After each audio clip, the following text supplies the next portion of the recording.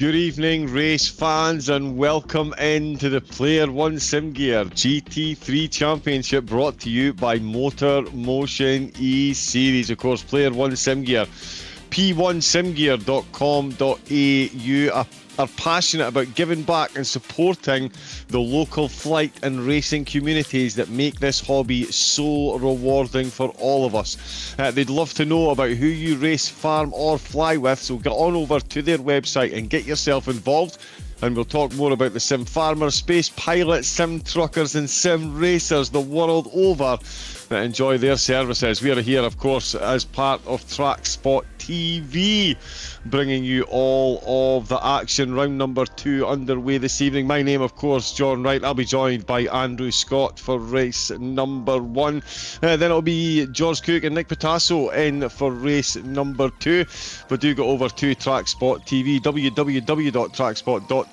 Professional grade immersion with graphics, overlays, commentary, multi-platform streaming, all the click of a mouse away. So if you are looking for broadcasts, get yourself over to TrackSpot TV and get yourself involved. We are very proud to be bringing you all of the action from this season.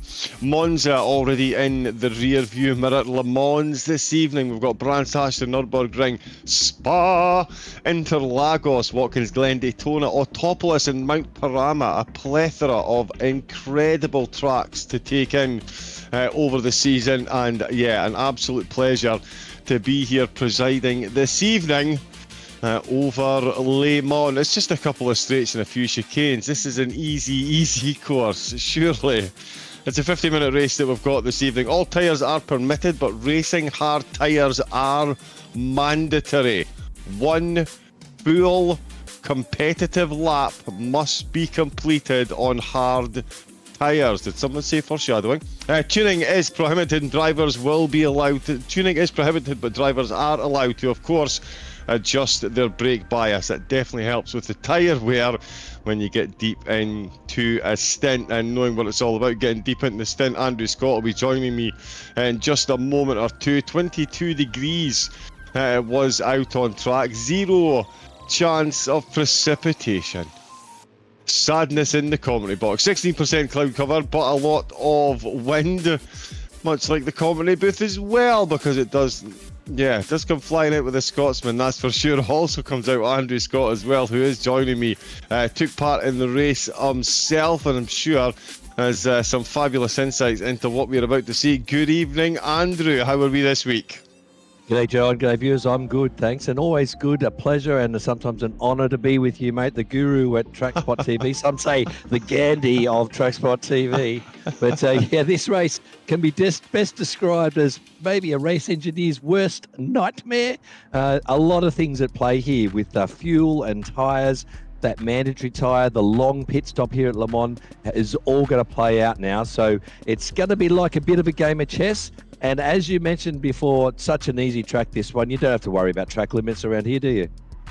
Absolute. Is there track limits at Le Mans? I didn't even know there was. Yeah, and they've turned them on, I think, unfortunately.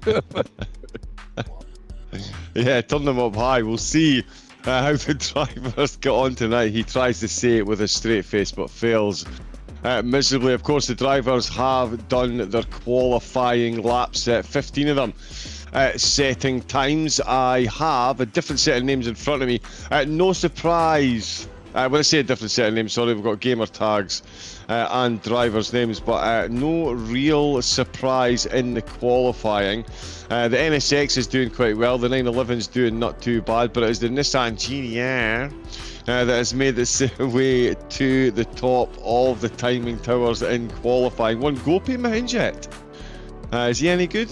And the Nismo ahead of Lewis and Ando. Mr. Andrew Scott making an appearance in 3rd place there, not too bad. Nick Pfaff in 4th with Nick Patasso in 5th place. He'll be in for race number 2, so we'll get his thoughts on race number 2 when he's in with George Cook. Good mix of cars. Andrew, you're in the M6, an interesting choice. Not many of them in the competition. Give us a quick idea as to what inspired the madness behind that choice. Yeah, the team I think it's one of their favourite cars, Hasel1 Motorsport. It's a pleasure for me to be racing for them this season, and I think that's their car of choice. Has suffered a bit in a couple of the most recent BOP updates, where it's only running 460 horsepower under BOP settings, so it struggles a little bit in top end, but it's not too bad, and it's just pretty epic with mid-corner grip and braking. So it's still a competitive car, and I'm actually enjoying driving it.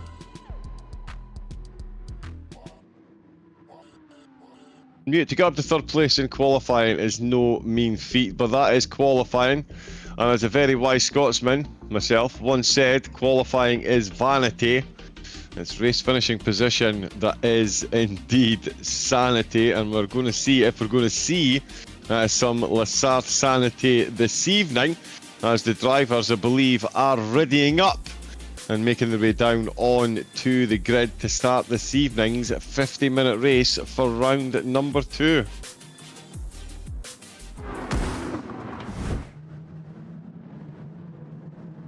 And here we go then, just piling into the final few corners. A short, sharp shock to the system to get this one underway for the drivers.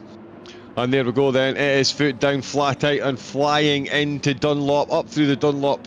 Oh, chicanes it would go. Nice straight line, the drivers instantly falling in. Line astern, keeping it nice and neat. No early moves, of course. The track is quite cold and it is quite late at night, so they won't have the tyre temperature that they would be hoping for straight away. And a few of them already out on the hards, as we can see. The back end there, I believe that was McCallum, stepping out absolutely wildly there. We're on board with Ando in the BMW. He's got a good view of the brake lights of Lewis and Mahinjit with Nick Pfaff and Nick Patauso. Oh, that's a bit of a battle there by Nick Pfaff, and it's a battle with the back of his car rather than another driver. Little Peugeot certainly giving his wrists a bit of a workout there as he wrestles his way through the first sector onto the long straight. We've got a couple of chicanes along here to make their way through. An interesting part of the track as we head the slipstream. That's Nick v Nick with McCallum and Stone.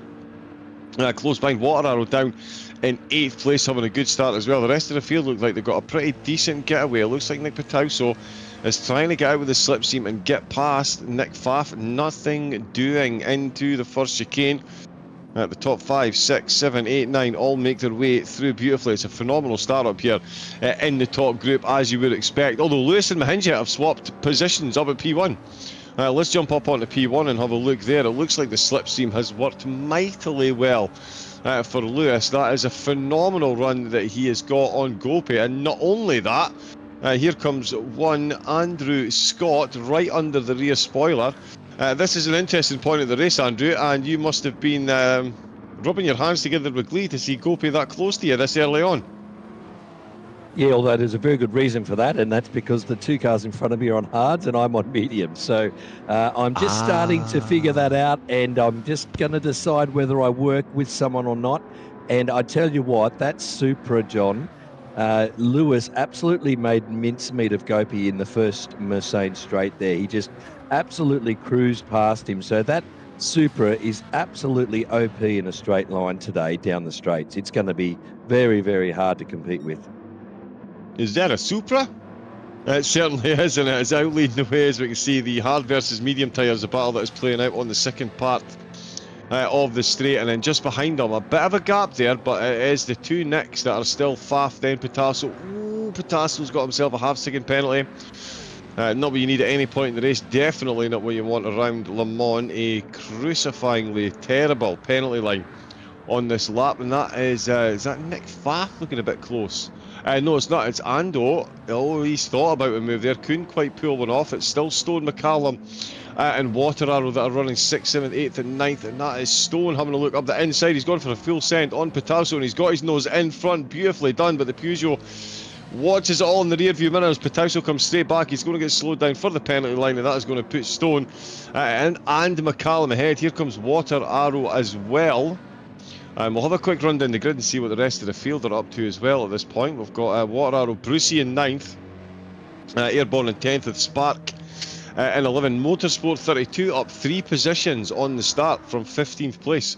Up to 12th, Johnson, Dubzetto and Scotty bringing up the rear of the field. They are a bit far behind, but it's not stopping the battle. And Johnson and Dubzetto having themselves a right little squabble there for 13th and 14th. And yes, Scotty not getting a great start. He's on the soft tyres, and the tyre choice at the start of this race, Andrew, all important, as we can see. Lewis comes straight into the pit. That is an early committal to a pit strategy in a long race, Andrew.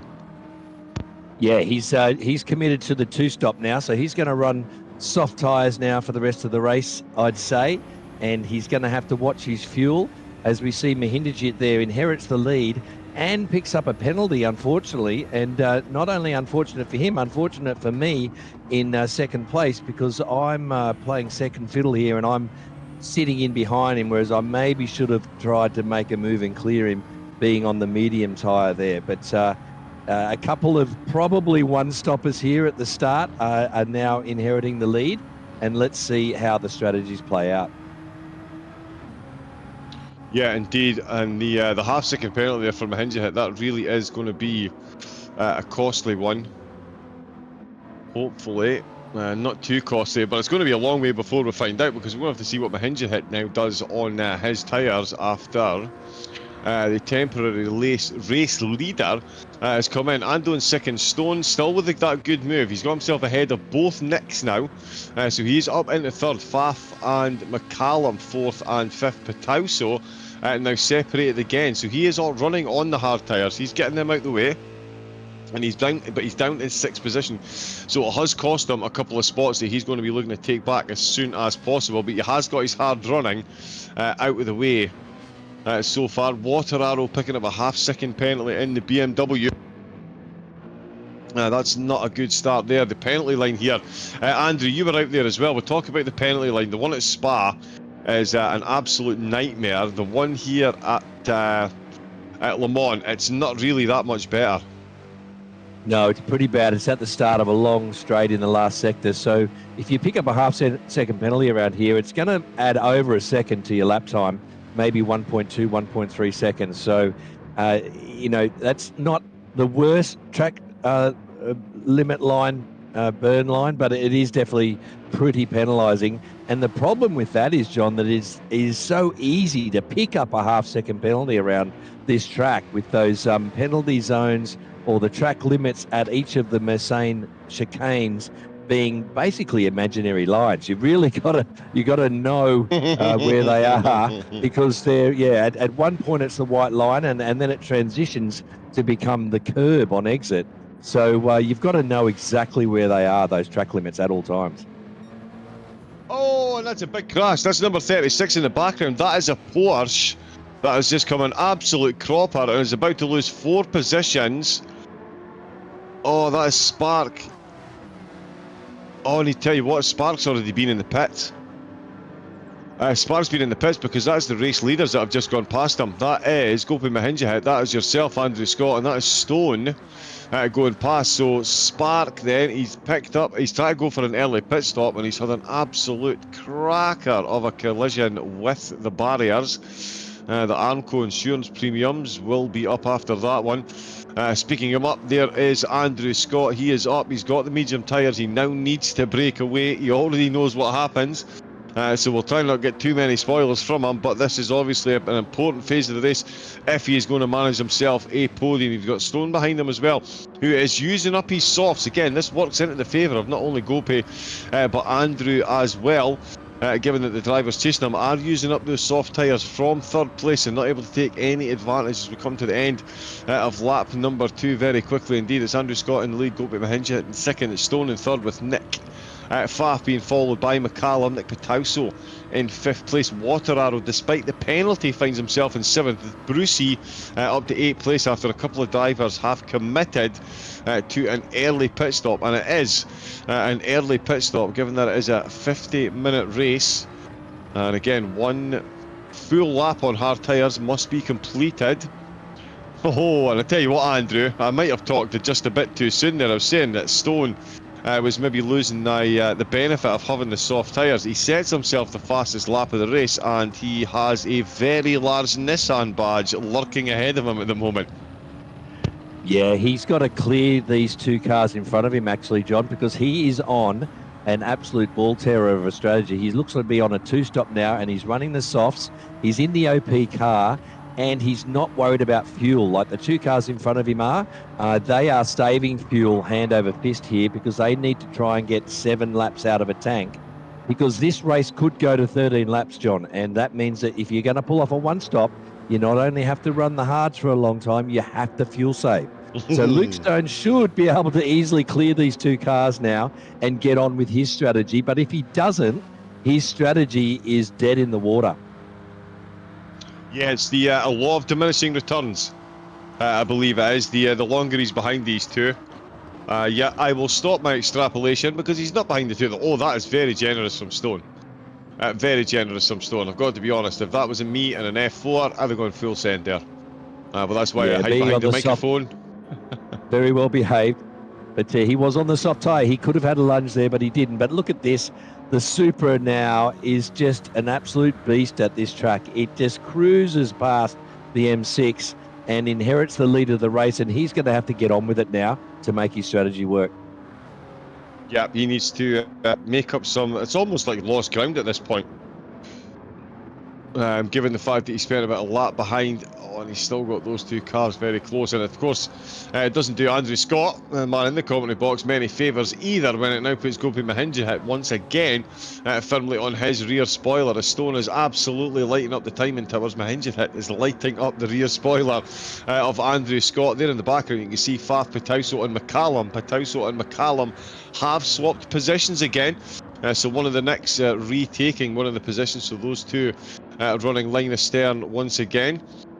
A little bit, whoa, a little bit of a stutter on the way into the corner, and that is Stone going full beans on the loud pedal on the way out as well. He needs to make the most of those soft tyres. He doesn't need to be running through them in a lap and a half just to get a bit of a gap. And Mahinja hit.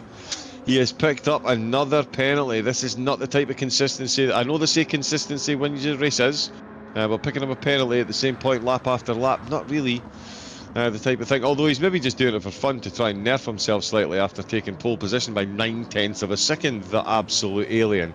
Ridiculous lap time to be saying. He's going to be slowed down by half a second here. Going to give Ando a bit of a breakaway. The two next, 4th and 5th. Still with McCallum. We'll have a run down the order as well because Motorsport 32 is up to 7th place from 15th. So going for a slightly longer strategy at the start, but picking up some good early paces as Pitauso is still generously handing out slipstream to McCallum behind them. McCallum looking to retake those two spots. There is Motorsport 32 serving a penalty there as Brucey back up to 7th place. They are trading penalties rather than trading paint this round. I'm sure they'd rather be trading paint. It's a lot more fun than getting slowed down at those penalty lines, that for sure. But Motorsport still up 7 places, and just behind them, Airborne and Scotty. Scotty was a bit down the field. And this one is looking very lively indeed. Airborne leading the way. He's on the medium tyre. We'll see Scotty is on the softs, and he's about halfway through his front left already in water arrow.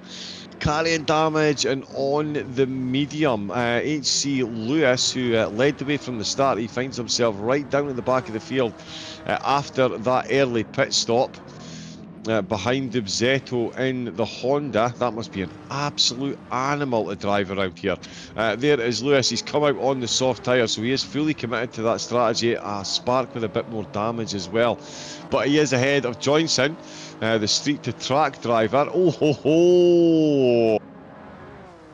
ho! Lewis sets the fastest lap of the race now that he's out on the soft tyres. Andrew, so he is not only committed to this strategy, he is committed to making it work, and he is lighting the track purple just now. Yeah, that's very telling there. Lewis is going to have to keep that up if he wants to make this strategy work.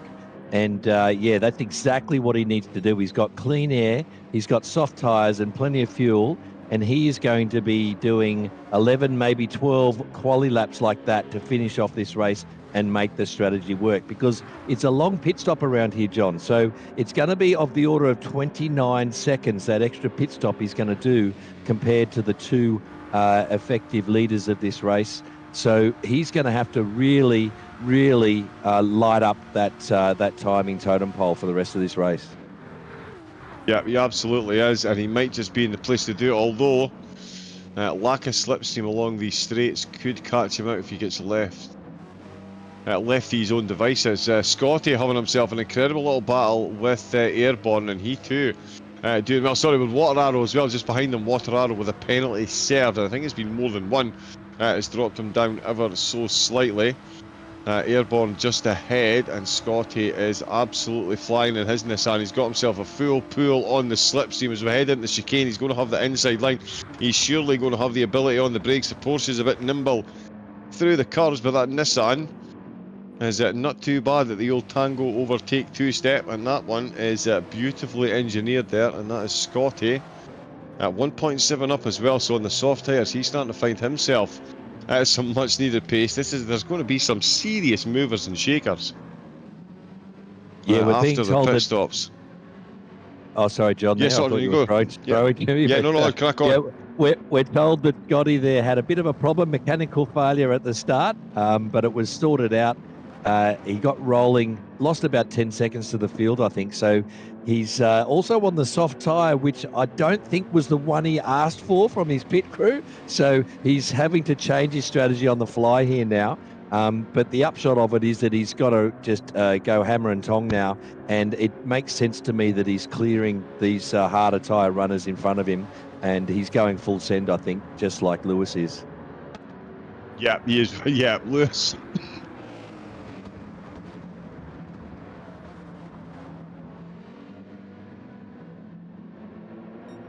Apologies, tickle absolutely caught the back of my throat there. But away we go. Scotty, I was talking about Lewis. Yes, Lewis is doing exactly what he needs to be doing, and so is Scotty. And he's using up these tyres. He needs to get these overtakes done to start regaining some position after those early technical issues. I think he's absolutely stuck in the solid little group. Brucey and Motorsport 32, of course, these two have had a couple of penalties so far. And I tell you what, Scotty in no mood for sharing positions at the minute. Airborne could do well to stay in the slipstream and could even find a cheeky little move. Up at the front, can confirm it's still Stone, Ando and Mahinjahit that are running in first, second and third, so it is soft, medium and hard tyres that are currently the on-track leaders. Of course, we'll see them coming in reverse order. Oh no, sorry, we'll see them coming in the same order. I imagine we'll see Stone in first, Andrew Scott in second, and then Mahinjahit in third to change over. But Mahinjahit to be doing such a long stint on the hard tyres and still holding third place. Absolutely phenomenal performance of Scotty. Out of the final chicane, he is absolutely in the hunt, and it is Brucey that he is hunting down. He's going side by side. He's already indicating he's heading for it into Dunlop, and by the time they get there, he's just about got his nose in front. He's going to have the inside line, scrapes on that inside curve beautifully, goes for the cutback potentially. Look at the brakes glowing as here comes Lewis. Wow, yep, so that is Lewis catching up to Scotty. So two soft runners trying to clear the field. One of them going for a race win, one of them on an outside chance of a podium. And these two are now battling one another. And this, Andrew Scott, is both of their worst nightmares. They do not want to be near one another on track right now, given that they are just trying to make the most out of the soft tyres. Soft on soft is not what you need when you're looking at the bigger, longer picture. No, and Scotty's softs are one lap older than Lewis's as well. But once again, that straight line speed of the Supra just makes short work of the GTR. And now Lewis is somewhat freed up now to keep his charge alive.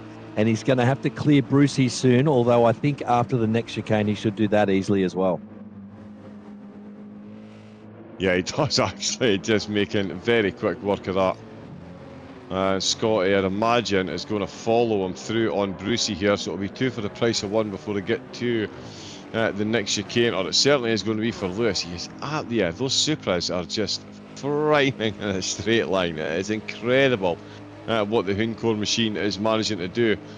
Scotty, even on the softs, has been massively left behind in that slipstream as well. Lewis has gone sub 4 minutes.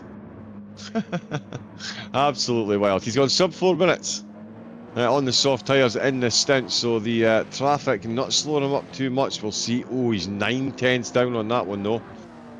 That is certainly going to cost him in the battle against Gopi Mahinja come the end of the race. Although Gopi, we'll see what he's going to do. So of course, he's on the one stop. So he's going to save 29 seconds based on that. So he can afford to go a little bit longer on those hard tyres. As the Honda heads in, Motorsport 32 now being followed by Lewis. It was Brucey that was chasing him down, and again the Supra making very, very short work. And that's up against the Honda. I mean, the Honda is no slouch in a straight line on a good or bad day, but the Supra just making an absolute mockery of the top end speed. Yeah, I mean, there's OP cars, there's OP cars. Sorry, on you go, Andrew, yeah. I think he's enjoying himself a bit here, Lewis. He's on the fresh softs, no worries about fuel, and he's in the OP car. And yeah, I'd be enjoying myself too if I was clearing cars that easily down every straight. So yeah, it'll be interesting to see what lap times the leaders are doing. So just to give you guys some idea, folks, the pit stop around here is 29 seconds. So Gopi, Ando, et al. Have about 2 and a bit seconds per lap up their sleeve that they can lose to Lewis and still stay in front of him. So, you know, as long as they're doing 4:01 sort of thing pace, you know, compared to Lewis here, they'll gain a bit in fuel as well because it costs time. Lewis is going to have to take on more than one whole tank of fuel. So, you know, they've got the best part of 2.5 seconds per lap in pace that they can afford to give away to Lewis at this stage. Wow, yeah, that is a considerable, and yeah, for 403s they're lapping in at the minute, although, just as there we go, a bit of foreshadowing again perhaps, Andrew Scott nails a 401, Stone, and look at Stone's front tyres as well, he's just on a 402.7, those tyres, yeah, there's not a lot of rubber left on those rims, I think it's safe to say, and the mediums at Andrew Scott now looking a lot better grip and sector time-wise compared to the race leader's soft tyres. Now this would be an interesting proposition. Ando's surely going to be coming in. Ando Stone. Surely going to be coming in the next lap or two here, I would suggest. I mean, certainly at this point, Andrew, if you're the driver in front on soft tyres and the driver behind on mediums is catching you, that is a big marker to tell you that your your soft tyres may well have run their life cycle and you need to get them swapped over quick. Yeah, well, Stone's not going to have a choice here, John, because of fuel. So he's also been running hot to trot on this, what we could say an alternate two-stop strategy where he hasn't run the hard yet. So he really should have been well in front of these two cars behind him by now. They've made a bit of a gap on Mahinderjit there, who I think has suffered with another penalty or two whilst running the hards. So he's stuck back there on his own, and I wasn't happy about that, John, because I needed him as a little bit of a somewhat de facto teammate at that stage, because we were doing a little bit of bump drafting to try and stay with Stone. So I wasn't happy about Gopi's couple of penalties. But yeah, Gopi's still sitting pretty nicely because he's getting his hards out of the way. And, you know, so Stone here is obviously suffering on these softs at the end of his lap. He'll be in this lap for sure. Yeah, absolutely got to be. I mean, look at the difference there. It's like Andrew's on the soft tyres and Stone is on the mediums, the way the times are overturning here, and this is playing right into Andrew's hands as well, getting a nice bit of slipstream along that back straight as well from a driver that's about to come into the pits. That'll give Andrew at least a lap or two to get himself out, and yeah, Stone losing another 0.6 of a second on that lap. But can indeed see Gopi in the background there. Pitauso is now ahead of McCallum and Nick Pfaff, so I wonder if Nick Pfaff hasn't been in the pits because Lewis is still behind him. Motorsport 32 in 8th place, but Nick Pitauso, now leading the way out of the group of himself, McCallum and Nick Pfaff, that have been having a great little battle just on the periphery of the podium. You never know, we could see something Wow, and what we're seeing is a complete failure of those tyres, and that is the quickest car on the track, with the prime tyre on said car being absolutely mullered. Is the professional terminology, I believe, out of the hairpin and into the final sectors of the course. And Andrew, at this point, again, this is at this stage of the race, this is playing right into your hands as far as strategy go. You get a nice bit of slipstream for the race leader, and your medium's clearly outgunning his softs and giving you an advantage at the end of his stint. Yeah, he was actually holding me up though, so I wasn't too happy about it. But I think you might have noticed there, if you was down the straight, I pulled out thinking I might go round him, but then I just hit a brick wall of air, and that Supra, the way it pulls in a straight line, I had no chance of getting around him. So I just had to pull back in and accept through Indianapolis there that we were going to be a bit slow. And then eventually I said, I'm going to have to make a move here because he was holding me up. Yeah, you got to know when to hold them, and you've got to know when to fold them. And speaking of folding them, that is the drivers unfolding the tyre blankets, getting them off the, or refolding the tyre blankets now that they're off the tyres, and it's Stone coming in to the pits. So this is now our fourth race leader we have up at the front. It is Andrew Scott up there. We've had Lewis go behind Hinges that had a quick shot, and we've had, of course, Stone up there as well. Here comes Nick Patauso on the hard tyres. He's got some good running out with them so far. Motorsport 32 comes in on the mediums. So we have an early stop on the mediums. Oh, okay, by a lap or two, actually. I'm not going to throw him under the bus too far because we are, yeah, we're at the halfway mark of the race. Wow, incredible. How does time fly so quickly during these races? Scotty in the pits as well. 13 litres of fuel left. So he was running the tank dry. He'll swap his soft tyres, which he didn't want on in the first place. Oh, Nick Pfaff with a penalty. Nick Pfaff with a penalty. Quite a few penalties around here. It's one of these courses, Andrew. It's so easy. I mean, if we were to look up penalty stats around this course, it would just be at least 2 to 3 shared between the field per lap. No matter how much time we practice around here, no matter how well drivers know their car or know this track, they, as you mentioned, these imaginary white lines through the chicanes and things, they just catch you out time and time and time again. And over a 50-minute race, these 5 seconds here and there, they can soon mount up to a big gap to your competitors. Yeah, they can actually mess with your strategy as well. They can actually, cause you to lose touch with the car in front, so you lose your slipstream advantage. So they are the most frustrating of things to have to deal with around Le Mans. So you much prefer not to be getting them. So, they all add up as well. So if you're getting them constantly, it throws you off your rhythm. It's frustrating. You get a little bit hot under the collar in your chair, and they tend to feed off each other. So once you start one, they tend to go a bit viral, and you end up getting more. So much better to stay in rhythm, stay up with the car in front, and not be picking up these penalties there. But you see a 3-second there for Brucey. What's he done there?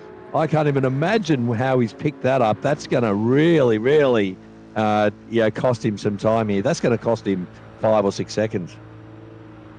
Yeah, that's well. I think he might have insulted one of the stewards' wives. I mean, a 3-second penalty, you've got to go pretty hardcore. Whatever it is, it's a pretty egregious offence he's committed, and he's going to pay the price, I tell you what, when they get through to the third sector.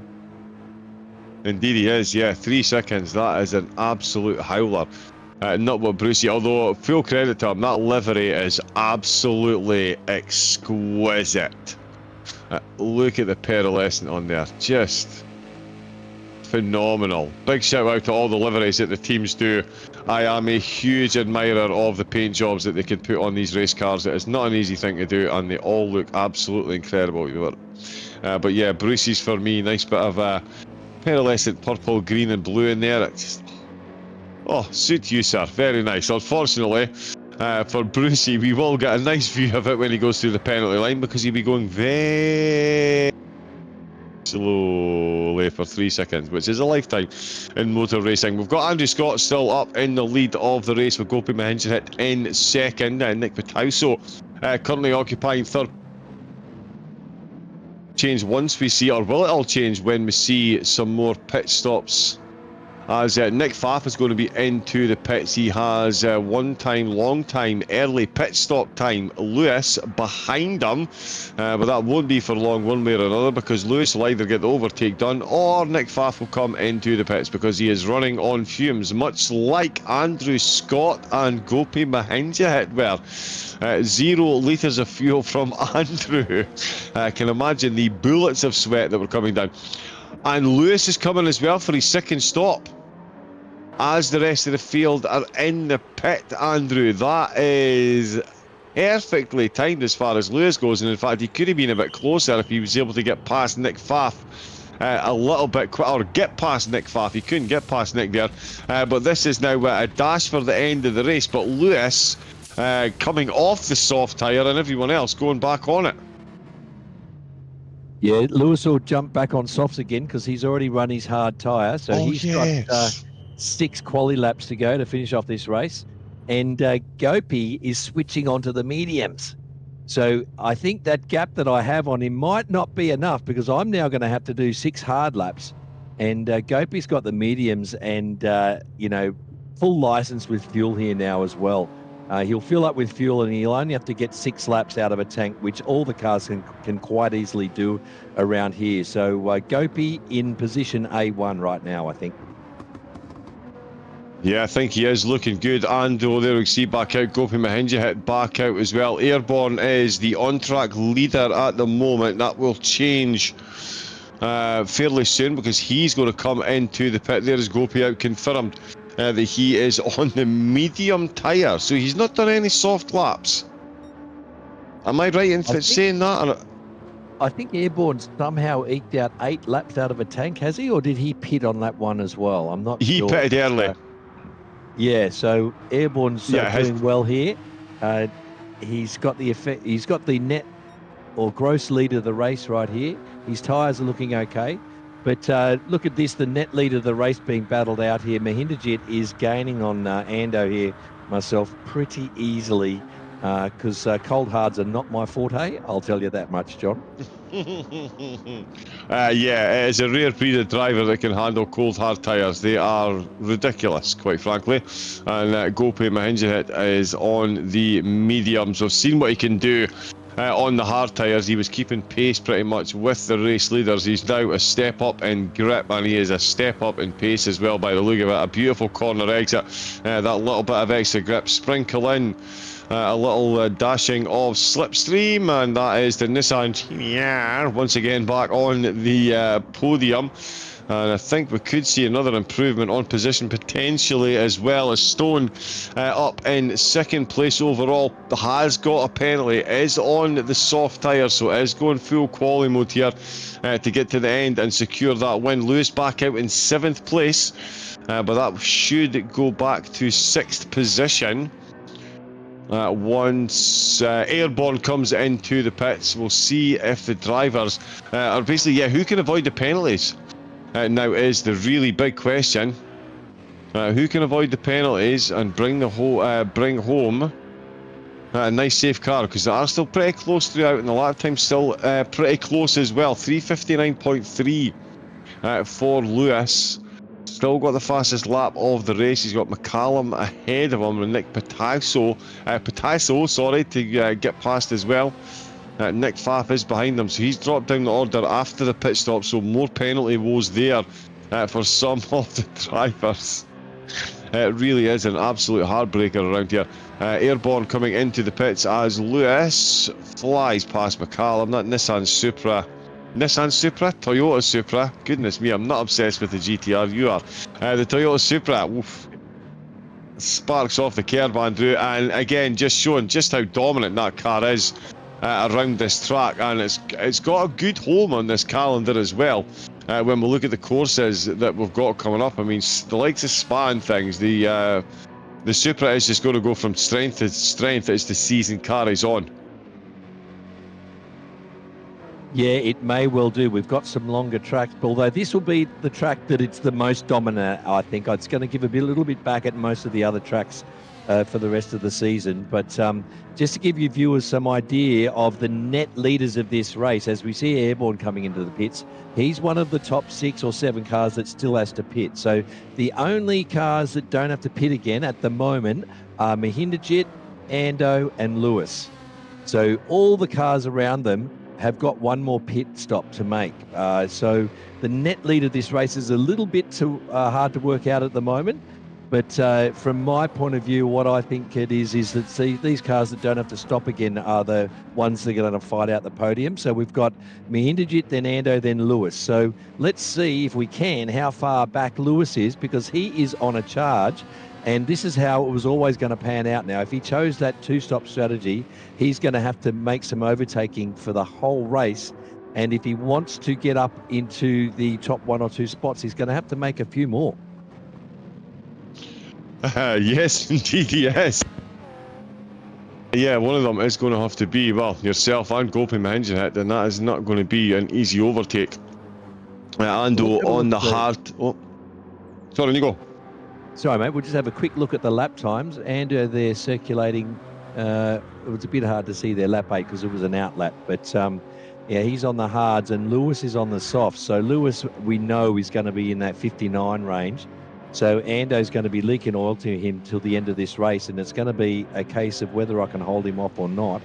And not only that, he's coming back at Mahindajit too for the actual win of the race. So depending on what the gap is right now, he's got 3 or 4 laps to make it up and get himself onto the podium. Let's see what he can do. Yes, indeed. He's going to need to be absolutely flat out. He's got Nick Patauso ahead of him at the moment in the Mercedes. Again, another driver that still needs to pit. We've only got about 4 laps left. Well, potentially 4. We'll see where the race timer falls out, but the Mercedes of Patauso, another phenomenal, same one as same paint job as Brucey, of course. Actually, I think Nick's pitted. Nick's on fresh soft, so I think he's so Nick so he is. Yeah, so Nick is good to go. So he is running to the end, but he's just this is an actual battle for position. So let's see how this one pans out. So he's got an actual battle here. Soft v softs as well. Mercedes versus Supra. We've seen what the Supra's done against, well, quite frankly, the rest of the field so far. Does it have the number of the Mercedes? Not before they get to the hairpin. Oh, in the back of the Mercedes, just stepping out ever so slightly. Here we go. I think he's sitting back here, John. Yeah.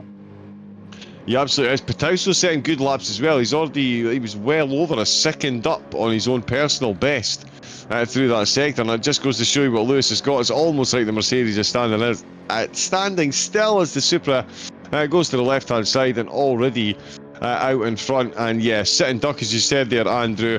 The Supra is just all conquering, and Lewis, I mean, you put Lewis behind the wheel of that thing, it is a tasty combination, and Lewis on a charge at the minute and setting purple sectors as he's making overtakes. Yeah, he got a beautiful exit out of the Mount Mulsanne exit there, so he was always going to get past Nick, but once again, still astonishing, and it must be so dejecting to the Mercedes driver to just sit there and have nothing he can do about it, and the Supra just cruises past you like that. But there's no doubting Lewis's talent here. He's extracting the absolute most out of this car and the strategy. So, it's not anyone that could pull off this strategy that he's doing because he's avoiding penalties, he's keeping it clean, he's setting purple sectors, which is exactly what he was going to have to do to make this strategy work. So, full credit to him. He's having a go, and he's at the moment pulling it off. He's got a bit of a gap left to Ando, though. So let's see what I'd say he's going to get a podium, but let's see what colour that medal's going to be. Is it going to be bronze, silver, or gold? Let's see. Indeed, yeah, because he is running out of laps to get caught up. Stone's still out in the lead with Mahindajit in second. Wow, 1.1 seconds, although it's come up red. But that's a 3-minute 58.2. Lewis has managed to throw in there. That's not too shabby a lap time as the race is coming to an end. There is Stone up in the lead. His softs are almost run and done, and that is one Gopi Mahinja hit on fairly fresh mediums. I mean, even if they weren't fresh mediums, it doesn't matter. It's a Mahinja hit behind the wheel, so that car is going to be going exponentially quickly, and it is definitely closing in exponentially quickly on Stone. And We're on yeah, track Luke leader. Stone, he still has to stop too. So he's somewhat out of position here. He definitely hasn't run the hard tyre yet, so he's got to make one more stop.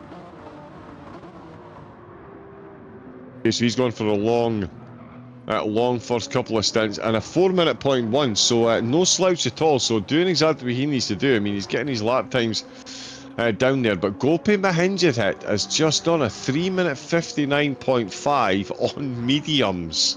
Wow. And he's currently 9/10ths quicker on this lap. It's absolutely mind-blowing. I mean, Andrew, let's talk plainly here. You're in the race with Gopi. He is doing these type of lap times. 3-minute 59.5 on mediums. Do you come into these races and think to yourself, right, there's 15 of us, there's no one called Mahinja hit, we're all fighting for first place, which is actually second? It's a little bit like that, mate. As we saw in the first stint there, I was on the mediums and Gopi was on the hards, and I decided to actually sit back and work with him rather than try to gap him. So I effectively conceded first place to him by doing that, and I was just hoping to milk a little bit off of him and get myself a P2. So I had already conceded the victory to Gopi on the first couple of laps. He's that good. He's actually that good, yeah. He really is, yeah. And it's not like it's a terrible concession to make. Let's face it, he is absolutely otherworldly behind the wheel of these cars. Behind any car, really. It is now Patauso's turn once again to have a penalty. No penalty for Nick Pfaff. He's in 6th position. He'll be pleasantly happy with that. He's got a decent set of tyres underneath him as well. Again, just needs to avoid these track limits. Bring the car to the end and bring home some exceptionally valuable points. We've still, of course, got 8 rounds to race. 7 rounds to race after this one. Scott is still ahead of Airborne and Brucey. Brucey with a couple of penalties himself. Did find himself at one point up near the top 5. Now running 10th place. But a good race there. Nonetheless, Bruce will be happy with those points, that is for sure. Stone will be in soon. Motorsport 32, another driver with a good race. Started in 15th place, 14th place, and is up into 11th. On curse to the commentator, carrying a penalty. Dubzetto and Johnson not far behind either. So, oh yeah, last few laps. I mean, there's no good time to pick up a penalty, Andrew, but when you're focused in on the final couple of laps as Johnson picks one up as well, it really does break the rhythm. And as you say, it's almost like there should be some kind of Yoda type phrase, one penalty leads to many type scenario, because it really does round here. Again, not to harp on about the penalties, but they are such a huge factor around this historic course.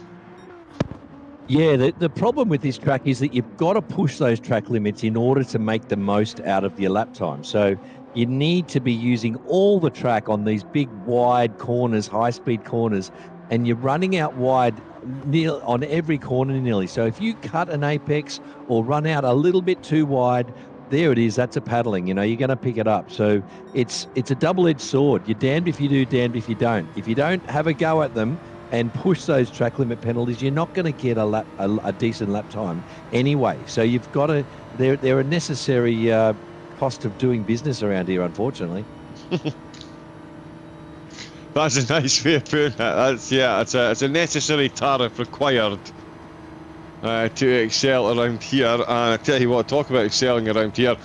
He can excel around absolutely any course at all, and he's about to accelerate himself past Stone into the braking zone. First chicane done and dusted. It's Gopi Mahinja hit into the lead of the race.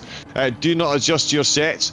The driver on the medium tyre has just absolutely annihilated the driver on the soft tyres. That is the level of talent that Gopi has got. Yeah. Did you see what he did there? He bumped him down the straight at the start, Right. in order to increase both of their top speed, and then he just pulled out alongside, made use of his much better conditioned tires, and outbroke the Supra into the first chicane. So he absolutely maximised his time advantage on that car that he's just overtaken. He's absolutely just perfected that. Yeah, it's really, really, really disturbingly annoying, isn't it? He's quick, he's consistent, he's got the strategy. It's just soul destroying. Soul destroying. I give up. Very high racing IQ there. Very high racing IQ. Not only the talent and the raw speed, but just, a master chess move there as well. So he does that constantly. Everywhere he's at, he decides whether to bump draft you or to overtake you and clear you. These guys, Lewis, Dopey, they just have this innate ability to make decisions like that that turn out to be advantageous. They just know how to be fast at all times. Yeah. As I said earlier, you've got to know when to hold them and you've got to know when to fold them. And both those drivers, absolute experts at both of those much required skill sets. There is Nick Pfaff picking up another penalty again. Consistency is key to winning races, but consistently picking up penalties is, not the type of consistency that you want. Another half second for Pfaff, and again, it might say half a second, but we all know it's definitely over, almost a second, if not slightly over. It'll end up taking off your time and giving an advantage to your opponents.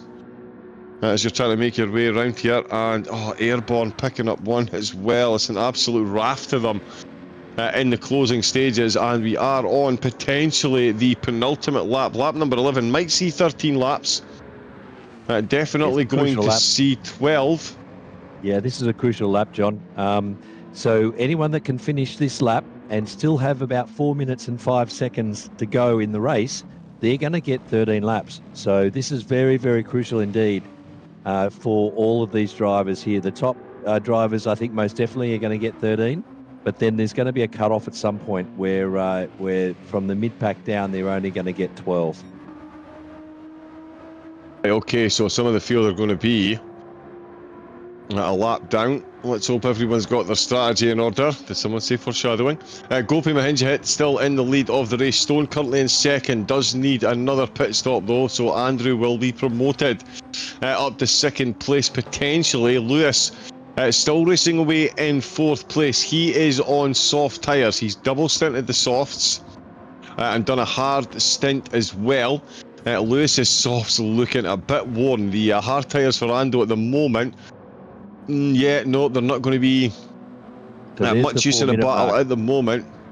Sorry, yes, on you go. That hasn't finished, the 4 minute mark, we've just hit it. So anyone that hasn't finished their lap yet is only going to get 12.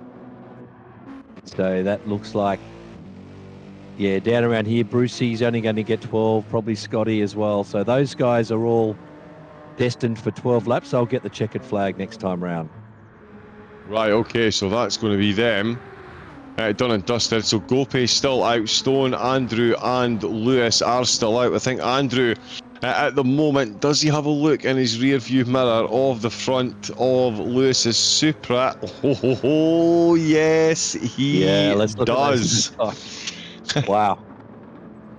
I've been watching my mirrors for a while here, John. The relative lap times are not good either, are they? Look at that. So I've got my work cut out for me right here. But Luke Stone up ahead there in second. Interesting one there because he hasn't run the mandatory tyre yet. So, he's going to get to lap 13. He's going to have to pit, though, and put on the hard tyre.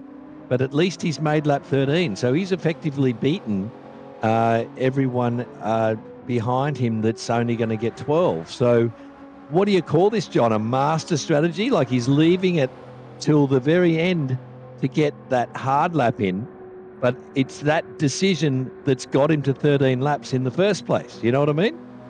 Yeah, I mean, listen, use the strategy to whatever advantage you can, and it seems like he's found himself a nice little way of running that. Use the avoid the hard tyre to make sure you stay on the lead lap, and only use the hard tyre on the final lap. The soft tyres though, strapped to the boots of Lewis's Supra at the minute. He is a second down on his own best time, but his best time is the best time. It's a 3 minute 58.2. Gopi Mahinjahit on the mediums has gotten very, very, very close to that indeed. I would love to see what Gopi could do on a set of softs. I wonder what a Supra could do in a straight line on a set of softs against a BMW on mediums. And it's done and dusted already. On the way in the chicane, that was a GT3 versus a GT4, folks. We'll save Andrew's blushes. He's only in a GT4 BMW there.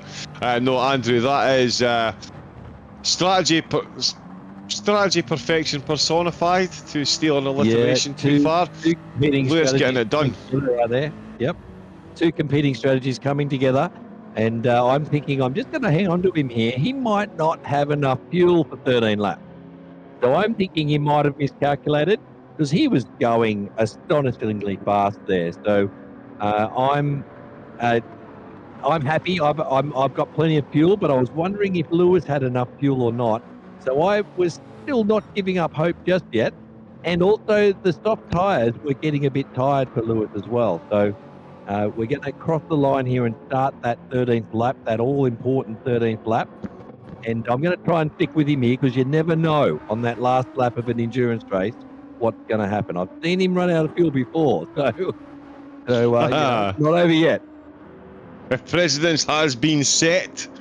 Absolutely, hold on to your hats. Here we go. There is Stone coming in to the pits for his final pit stop. As mentioned, needs to run the hard tyres. Master stroke. Keeping himself on the lead lap. Nick Pitauso crossing the line. He is going to be on the lead lap as well as Nick Pfaff comes through the final chicanes. He is going to get past Stone as well. Tumbling like a stone. And where is McCallum? I thought he was coming at the pits. The twitchy little car. That is another very good livery on the Ferrari. I do like that as well, and I'm definitely biased. I mean, I'm not biased. Freudian slip.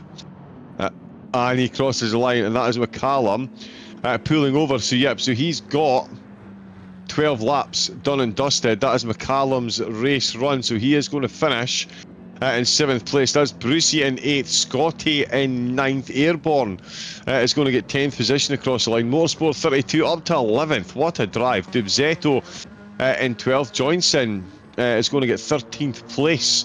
With Water Arrow in the BMW and Spark in the Porsche, bringing up the rear of the field. But it is all about this podium battle. Gopi Mahinjahit is battling with medium tyres. Lewis on the soft is battling with Andrew Scott on the mediums. The softs pretty much just on the edge of the cliff. Can Lewis keep enough life out with him on the final lap, or does he even need to, given the straight line speed of that Supra? Wow. That is, yep, GT3 against GT4 type performance there. That Supra is absolutely, I mean, and again, just a quick reminder, no adjustments can be made to the cars apart from brake bias, so it's not like Lewis is running zero wing on that thing. The balance of performance doesn't allow that type of thing, and yeah, it's still leaving it absolutely standing. So yeah, a good throw of the dice by Andrew. As he mentioned there in the commentary box, he did give up a bit of time to Gopi, trying to work together there to pick up some pace with the slipstream. Didn't quite work in his favour. Hoping to sneak that 2nd place, but Lewis on the softs, 2 stints on the softs, he's been absolutely flying. Stone as well. Oh, his petrol tank is very red. That is very red. Is that a bit red? Is Stone, he's cutting it very close across the line here, Andrew, unless I am very much mistaken. That doesn't look like a healthy petrol tank for the last lap. Yeah, he's got half a lap to go here as he comes to the end of the Messane Straight. So he might be good on fuel, but I tell you what, the race finish delay started because that first car took the checkered flag. So they've all got 3 minutes to finish their lap here. And Luke Stone has to complete this lap because he's now performing his mandatory tyre lap. So if he doesn't, if the race finishes before he finishes the lap, he might have something to answer to with the stewards. Indeed, yeah. Needs to complete, as I mentioned at the start, all drivers must complete one competitive lap in the mandatory tyre, which is the hards. So there could be some questions asked for Stone. He's just out on the hards now. He's really pushing that pedal tank. We'll jump up and see where the race leader is. He should be just going to the finish line, and indeed, there we go. So the results to the end, we'll talk about it straight away, because you and I both know, Andrew, there was, as we saw there, one of the drivers didn't complete the mandatory lap on the hard. It's had an effect on the standings because it means he hasn't finished the race, received the penalty, and ends up finishing last. Yeah, so that's an unfortunate quirk of this game. The race finish delay can't be any more than 180 seconds, which is 3 minutes. And it's actually a 4-minute lap around here. So when that first car behind Luke Stone crossed the line and took the checkered flag, that's when the 180 seconds timer started. And unfortunately, we saw there Luke Stone still at about the start of the final sector, wasn't he? I think he got to Indianapolis there, and then the screen just went black because that was the 180 seconds timer running out. And all the cars that were still racing were then just, effectively teleported to the finish line, weren't they? So even the leaders of the race, the podium finishers, didn't make the checkered flag, unfortunately, due to a funny quirk in this game. Yeah, that is an unfortunate one. And quite the way to finish the elite and pro categories. Of course, that was the elites and pros that were out there, and it was Gopi Mahinjahit that took the top spot with 35 points under his belt for Gridline Racing. Lewis Atkinson finishing in second for Hooncourts Esports, and Andrew Scott for Hasel1 Motorsport in third place. It's had some interesting pops on the standings as well. Lewis now up into second place. Bear with me one moment.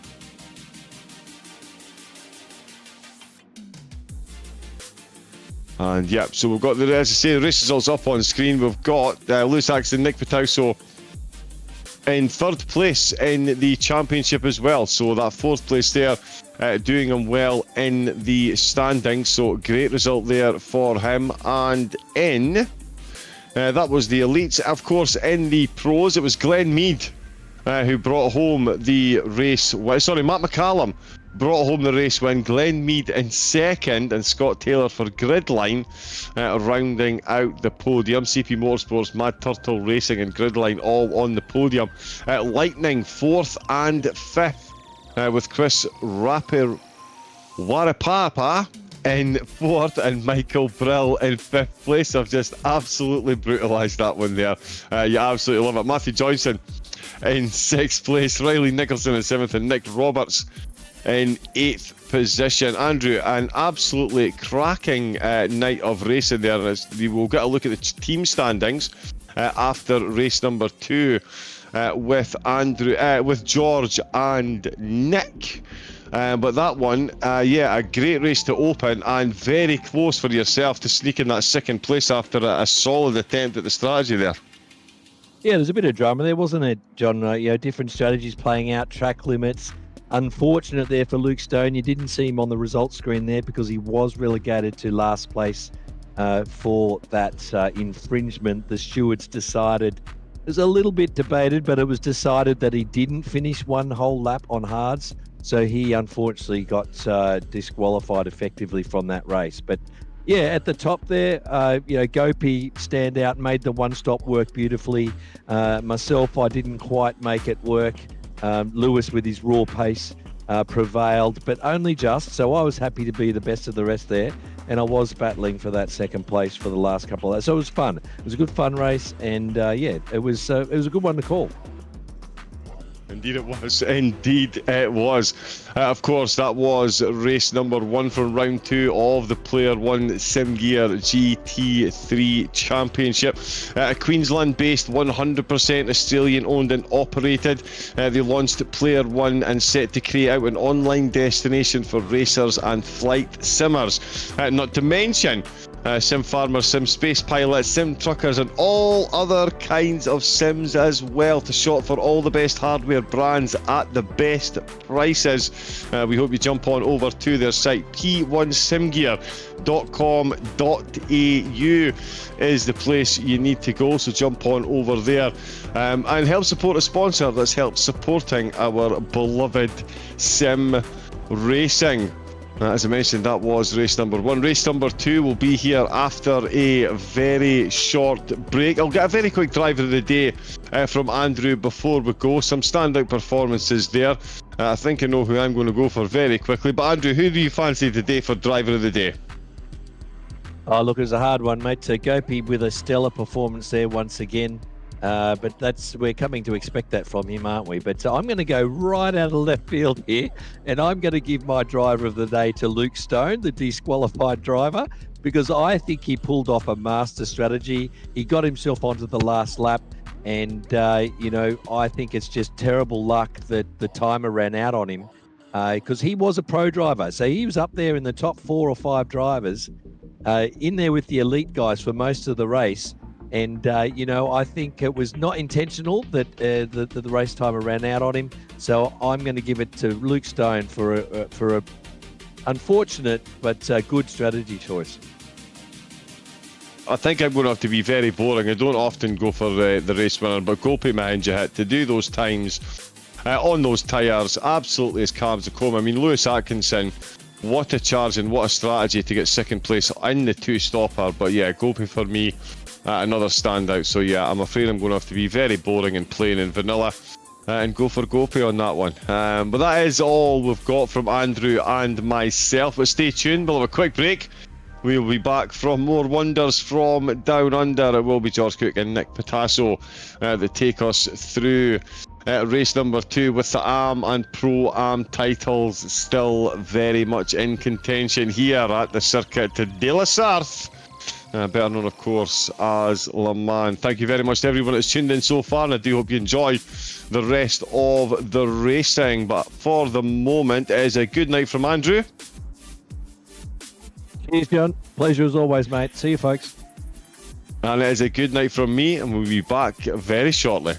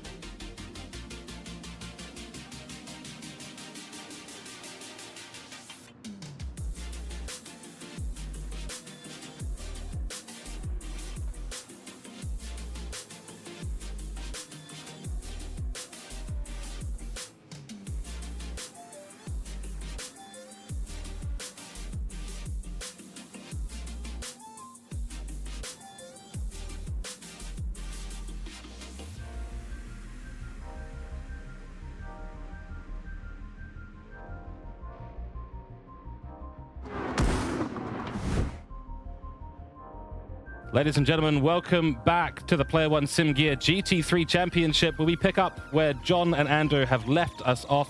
The Group A coverage, absolutely exciting. Great to see so many strategies coming together. This is the nature of these longer circuits. And in a 50-minute race, while we don't see what we necessarily do see in the endurance style events when they're multiple hours, we certainly do see a lot of this intertwining of strategy. Great things seen out on track, and we're hoping to see the same here in the Pro-Am category in a few moments' time. We'll get through your qualifying results momentarily. My name is George Cook. I'll be in here as your lead commentator for Group B, and I'm joined in the commentary box by Nick Pautasso, who was also diligently watching on as his race unfolded in front of him for the second time this week, in fact. Nick, give us a little breakdown of that and tell us what you're looking forward to in Group B. Yes, good evening, George. Good evening, viewers.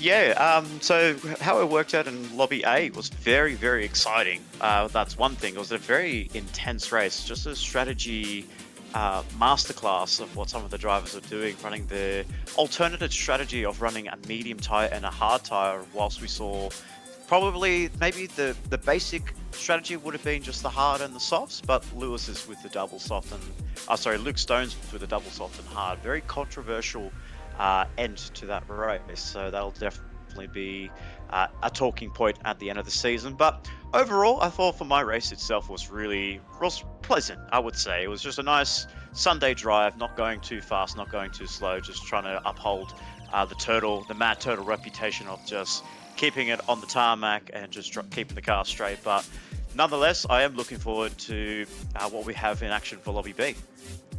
Certainly are lots of stuff to flesh its way out in Pro-Am and Am category.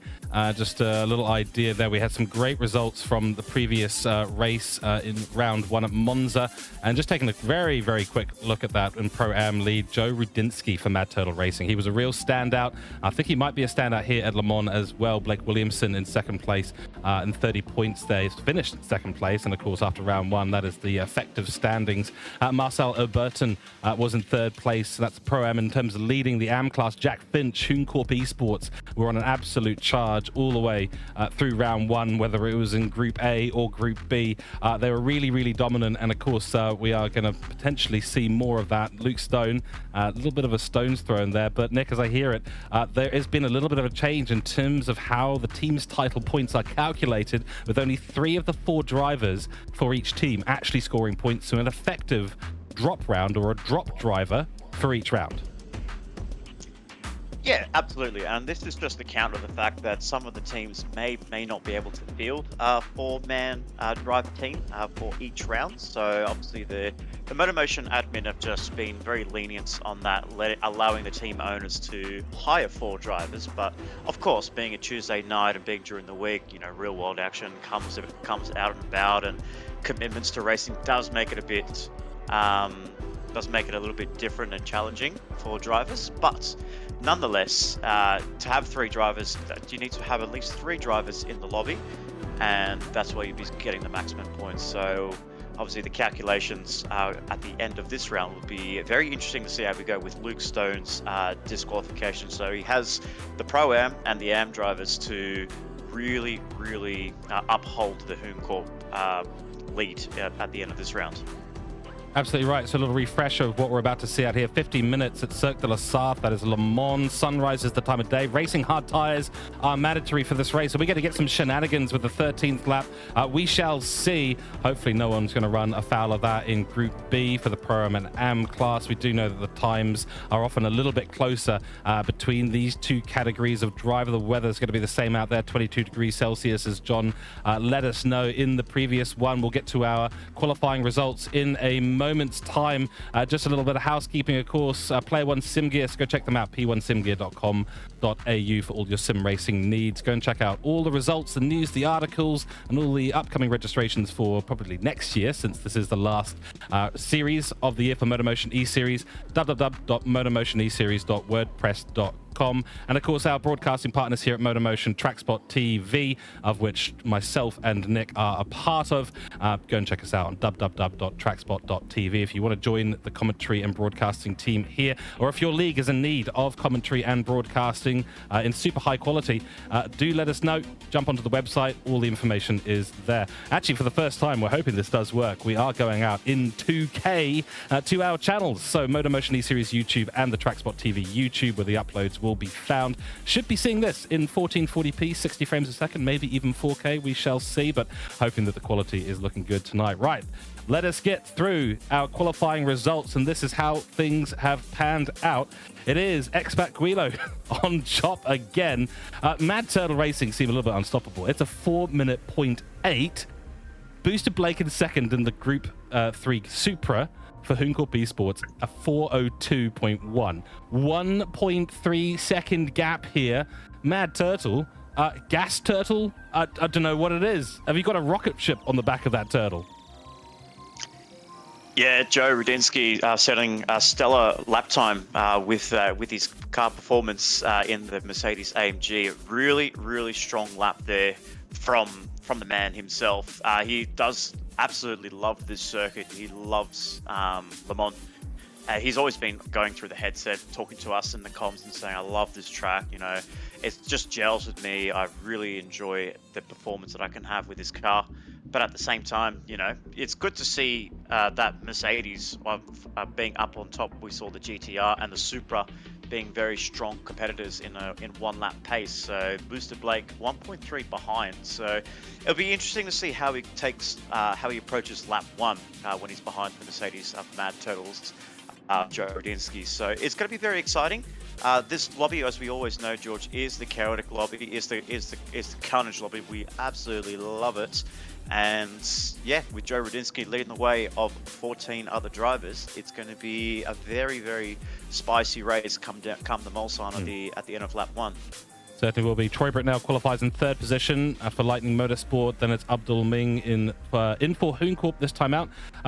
Mark Hasel1 in the M6 for Hasel1 Motorsport in 5th, then Calculated Risk in 6th position in the Porsche. Then it is Mark Hogan for Aster Racing in the RCZ in 7th, Blue Dog in 8th position. Jeff Bruin on the back of not having a lot of practice at Monza, might not have had as much practice as he'd like, but he is in the top 10 this time, so P9 for him in the GTR for GLR. It is the RSR Robbo in the RCZ in 10th place. Then it is Aussie Psycho for CP Motorsports in the Ferrari, followed by Legendary Berry in the Porsche, and SM Cosmic, I think, coming in as a reserve for Hasel1 this week out. Lots of action to be had in Group B. Let's head out to track and get this started.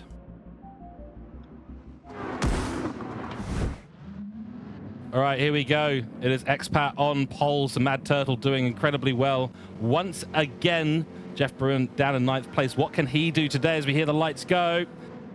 And we're away for Group B. It's Pro-Am and Am, led by Expat at the moment. Mad Turtle Racing off to a good start. Off the line, relatively easy to do. Rolling starts here at the GT3 Championship. Sunrise conditions going to make it a little bit challenging coming over this initial rise. The sun will hit your visor. Hopefully you've got that blue strip on your windscreen. A little bit of issues there with the latency for Troy Brittnell by the looks of it. Through the first S's we go through, he's already made a bit of an advance, or I should say actually Jack Finch, our AM class leader, has made a bit of an advance on the number 55 car. So clearly got a bit of pace. We've got hard tires for Troy Brittnell. We've got mediums for Expat, softs for Boosted Blake, and it's hard for Jack Finch. Mediums for Hasel1. That's Mark Hasel1 in the number 16 car, my favorite number. Very, very good. And the first bit of slipstream down the first straight. Let's see how this all pans out. Hasel1 looking for a bit of a maneuver there on the medium tires. Jack Finch's hard tires going to leave him right out and basically cut out to dry, as is Boosted Blake while he passes Expat on this first straight and into the braking zone. The soft tires, of course, massive advantage early on for him, but 3 different initial strategies being seen by the drivers as we see a car just fly off into the barrier. That was Jack Finch, and he's gone completely straight. There is absolutely no attempt to brake there for whatever reason. Massive slowdown by a couple of drivers. Troy Britnell involved in that one. There must have been contact between the two, because typically you see the 150 board and you slam on the brakes, and it didn't look like he slowed down at all. No, and then that's engine damage on the Super as well. So he's got the whole Mulsanne straight and the back and the second half of the track to be able to renegotiate back into the pit lane. But what a disaster for Hooncorp, for the joys of what we had in Lobby A with Lewis Atkinson and the demise of Luke Stone's disqualification. This is not what Hooncorp needed, with Jack Finch at the back foot with engine damage. I'm pretty sure that may have been a latency problem between Troy Britnell and Jack Finch, because he went absolutely skyrocketing, back to the future-esque with the DeLorean for these Toyota Supra, going back in time to what it was like in the early 60s and 50s, where it was just pretty much a straight, the Mulsanne straight. So that chicane didn't exist at all. So he must have been practicing the old layout, George. Must have been, yeah. Lots of history here. Of course, 102 years, opened in 1923, and I think we were going a little bit faster than the DeLorean there. So I don't know if we were just time traveling. We might have been multiverse traveling on that one. It was certainly quick, and it was certainly straight into the barrier. Troy Britnell does recuse himself from that, I suspect, or not recuse, but redress the position. He slowed down, he waited, he realized something has happened as we now head into this lovely section of track. A little bit wide there from Expat, a little bit dirty tires. The mediums versus the softs, though, he's done quite well to keep up. That's as a result of the previous straights. If he can hold on to this slipstream, he's really eating into the strategy that Boosted Blake is executing. Yeah, absolutely. And he had a 1.3 buffer in qualifying. So compared to the pace that these two are showing against the rest of the field, with Mark Hasel1 in P3, you can just see they're just forming a little bubble, a little gap amongst the rest of the field, and they're just going to work with each other. So Expat's definitely got a bit of a pace advantage over Boosted Blake. Overly not comfortable around this track just yet, but the soft tires is definitely going to help him in this strategy as we look down the field. Jeff Bruin from P9 all the way up into P6 after a couple of incidents with Troy Britnell and Jack Finch, elevating him a few positions up into P6.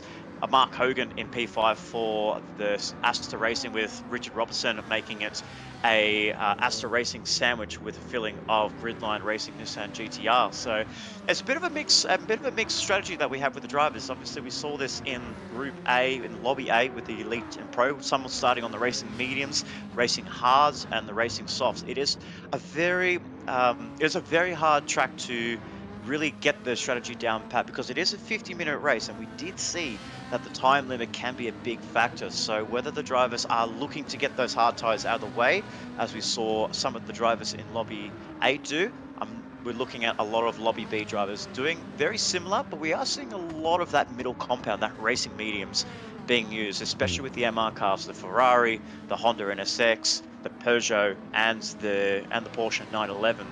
They know that the softs don't last at all on their cars. No, that's right. They really do chip the tires. We saw that out at Monza, of course, as well, where the tires were really a big problem for the MRs. And all a little bit wide there from Aussie. So S2T, street to track, doing his thing. I believe he is a member over there, but driving for CP Motorsports at the moment. A little bit wiggly on the entrance to that. It's going to give the Porsche a really good run, although he's a bit close at the start of the straight. So that slipstream is not going to be particularly effective without a little bit of a bump draft, something we saw from Gopi Mahinajit, using his sim racing brain to execute a great overtake on then leader Luke Stone. Here we go for the close-up shot. You can see how close he is. Is he bump drafting?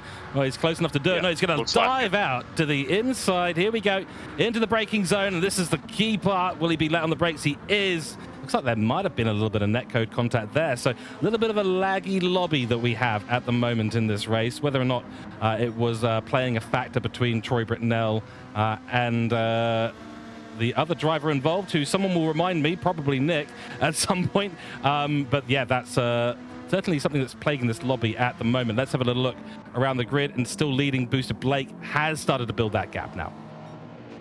Yeah, there you go. So obviously just took a few corners. That soft tires really just trying to heat up, and him just trying to get the most of it that he can. He's definitely building about a 2-second lead over Joe Radinsky in position 2. Mark Hasel1 nowhere to be seen. Now he just approaches the back end of the Mulsanne straight, really just really just showing you the gaps amongst the field, up and down, the different strategies that we've got. But Booster Blake doing a really good job, just kind of running a very similar strategy to what his pro driver would be doing, running on the soft tires. Whether he will actually make the move to run on the hard tires at the end of this stint, well, time will tell at the end of lap 6. Mark Hasel1 in position 3 at the moment. This one of the 2 drivers in the Hasel1 Motorsport. Obviously, he was the only driver last time out at Monza, but he's actually got his teammate in Benjamin Blaker.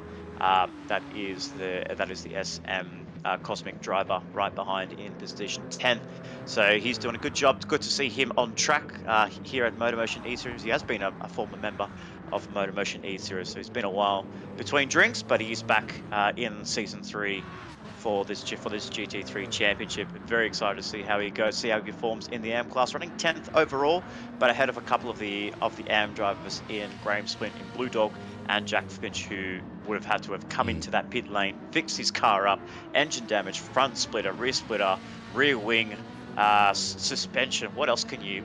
It's everything else. What else can you pick from that car that just has all the damage? The works, I think, is what we call that. In the dirt, in the works. I don't know. There's probably some phrase we can come up with, but certainly it's the entire car needed a repair because that was a violent accident that happened early on. For the AM class leader, it's not necessarily game over. He's still got a win to his name out from Monza, so still leading the championship, and a long way to go, as been alluded to a number of times. 10 rounds in this series, and we're currently only in the second part of this. So Le Mans, tricky place to go immediately after Monza. So the race organizers at MotorMotion E-Series, once again, I don't know if it's a sadistic trait or if it's just we want to see the action, we want to see the excitement. I suspect it's the latter, because we always get a great view here at the commentary box of what is going on. Benjamin Blaker making his way through the S's and now into that final chicane, followed by Gridline Racing, and there is Jack Finch right at the back, and a long way down. You can see the rest of the field separated by pretty much nothing out on track. That's usually typical in these early stages of the race, but Jack Finch, yeah, not having a great time. Let's see what he can do to try and bring this back. We know how quick he is. He's driving easily, in fact, up amongst the Pro-Am drivers. He had the pace to be right up there, forcing Hasel1 through the first part of this race, but he's got a lot of work to do. That is a solid 30 seconds that he's had in the pit stop to try and get the car done. The full work's being applied, and the engineers, I'm sure, not particularly happy with him. In terms of that 13 laps, well, I think, Gopi Behindajit needs to drive slower. I think that's a universally agreed fact. And that might have affected it, but we had 5 or 6 drivers there that were on that 13th lap, and that's what tripped up Luke Stone. That's what he did. So if we're seeing Booster Blake try and execute the same strategy here, he is leading the race, and there is no one ahead of him. That wasn't the case for Luke Stone, who spent, I think it was about 20 minutes or 25 minutes, in fact, of the race, basically stuck behind the leaders.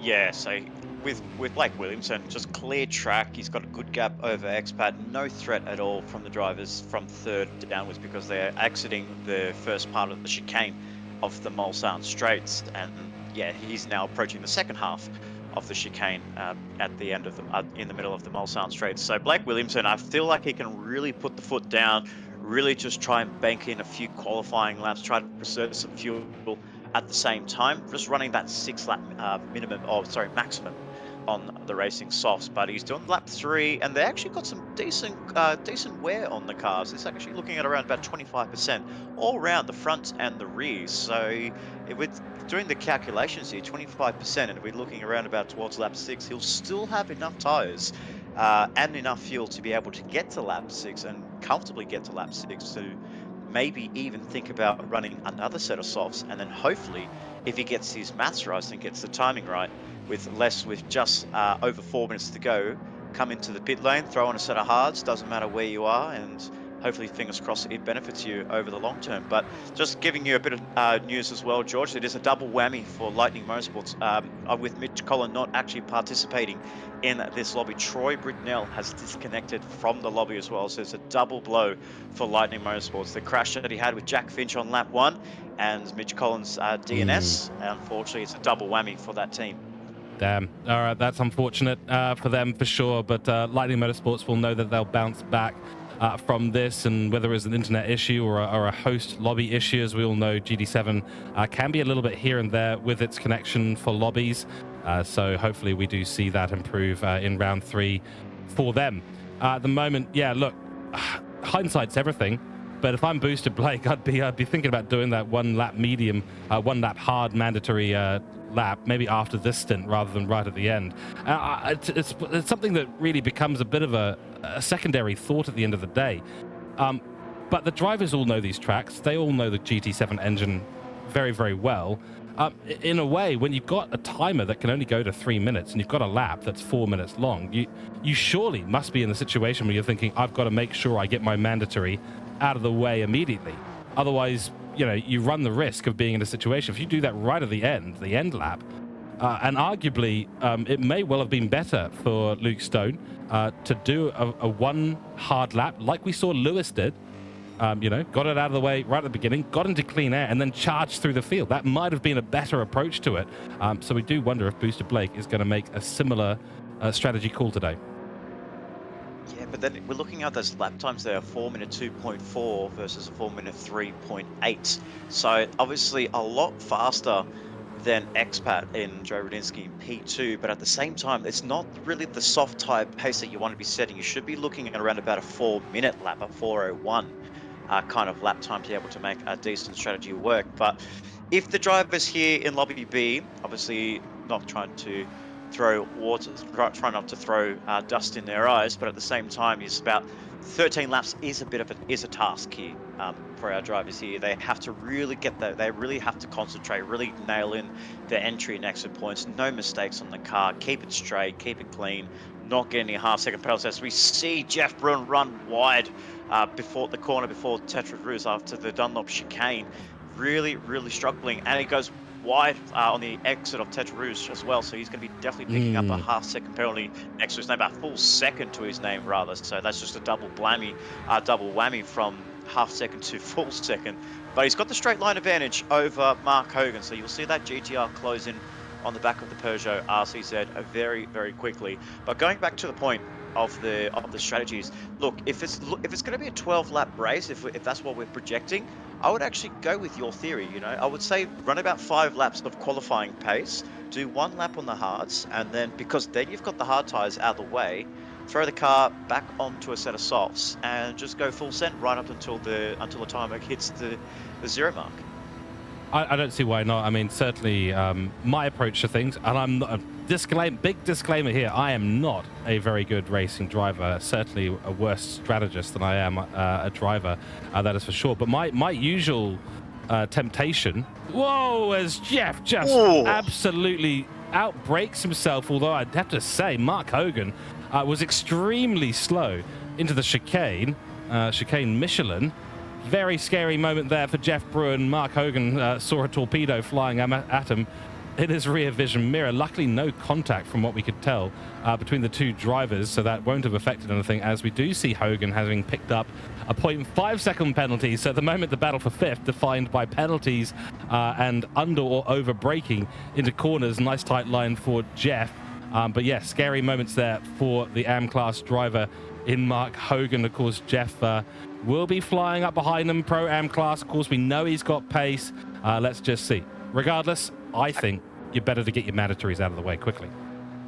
Actually, incidentally, Mark Hogan is the leader of the AM class. So while we're actually looking at Jack Finch being a potential victor here in this lobby, it's actually Mark Hogan that's actually inherited the race lead for the AM division, because we've got Blake Williamson P1, Joe Radinsky P2, Mark Hasel1, Marcelo Berton in P4 for Black Rose Racing, then Jeff Bruins. So the top 5 are your Pro-Am drivers, and we have Mark Hogan, the leader in the 97 in the AM class. So incidentally, a very solid job there, and you know, flying under the radar so far in the Peugeot ICZ. But they're both drivers serving their half-second penalties. Jeff Bruin had to serve a full-second penalty, so that gives Mark Hogan back P5, and Jeff Bruin a little bit of a slower, what we would say is a very slow penalty burn zone there. 1 second feels like an eternity for that, but he just gets back underneath that rear wing very well, back onto the back of the 97. So it's a very long race here. Lap 4, we're coming up towards lap 5. The sun is about to come up as well, so the track conditions and the track climate of the tarmac is going to be depending on some of what the drivers do, because you can see those soft tires, they are burning up like crazy. So Jeff Bruin, those fronts are absolutely gone. Drivers were getting to about lap 6 in lobby A, but Jeff Bruin is not even going to make 5, I don't think, with considering that tire wear that he's got on the car. He's really struggling with the fronts on his Nissan. Pushing very hard at this early stage of the race, and I think he knows that he needed to do that. Qualified, of course, 9th position. So not the qualifying that he won. He was plenty off the pace, but in terms of the strategy, it can bring you back in. I think, you know, the soft tires, they're going to probably take a little longer every tire will take a little longer in these early sunrise conditions to get up to the heat that they need to be at. But once you're there, you can really abuse the soft tires, and maybe it doesn't matter for him. Maybe he's not looking to extend the stint. Was something that came up a lot in Group A. They were fuel saving, trying to get to I think it was the 7th lap on their hard tires to try and eke out that fuel, I mean, the tires won't matter on hards, but you need to eke out the fuel quite substantially. And maybe Jeff will feel comfortable on really low grip soft tires. It's entirely possible at this stage of the race. The question's going to be, you know, when you get to that sunrise coming up, when the track starts to heat up, you probably at that point would rather get onto a cold set of hards, because then at least you don't have to worry about them disappearing too much. I can imagine, as we do see the overtake. Too deep, though, for Jeff Bruin. Got a little bit excited on that one. And, of course, he'll have to redress that position. Overtaking off track, not allowed at MotorMotion E-Series. And he'll try again for what seems like the 4th or 5th time, but about the 3rd time he's attempted to get past our M-Class League and Mark Hogan. I think I'd rather, when the sun comes up, I'd rather be starting on a hard tyre at that point. So maybe that's the cut-off point there, Nick.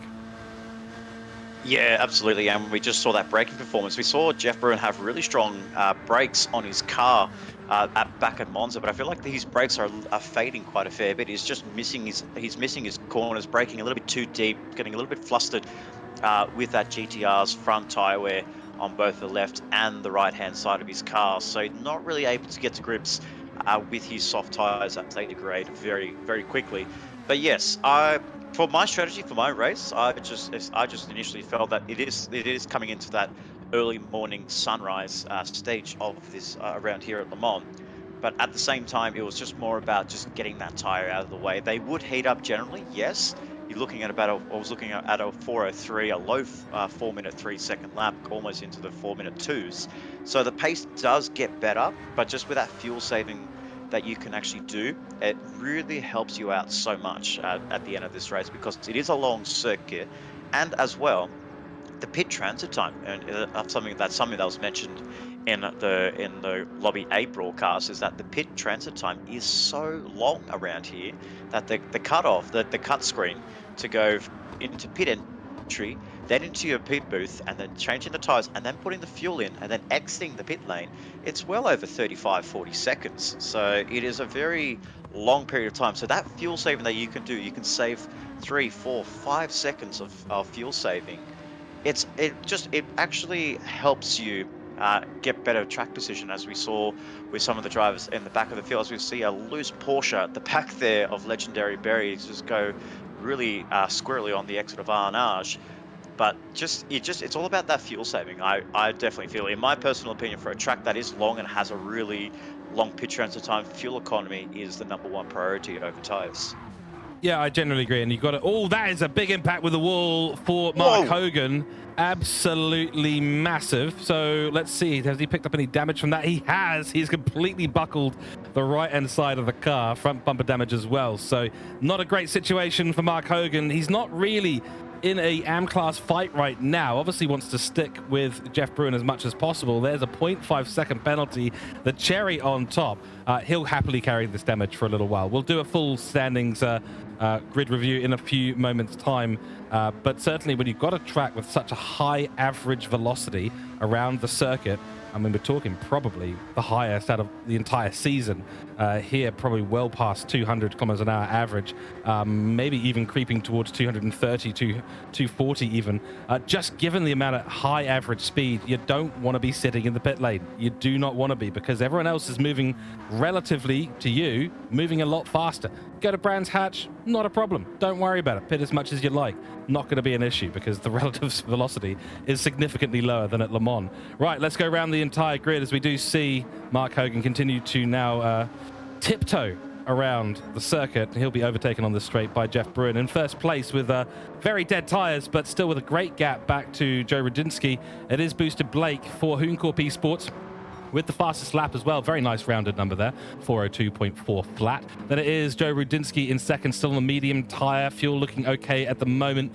Best personal lap just set on lap 5. Then it is Mark Hasel1 on the racing medium tire. Helicopter overhead as he heads into the first chicane section.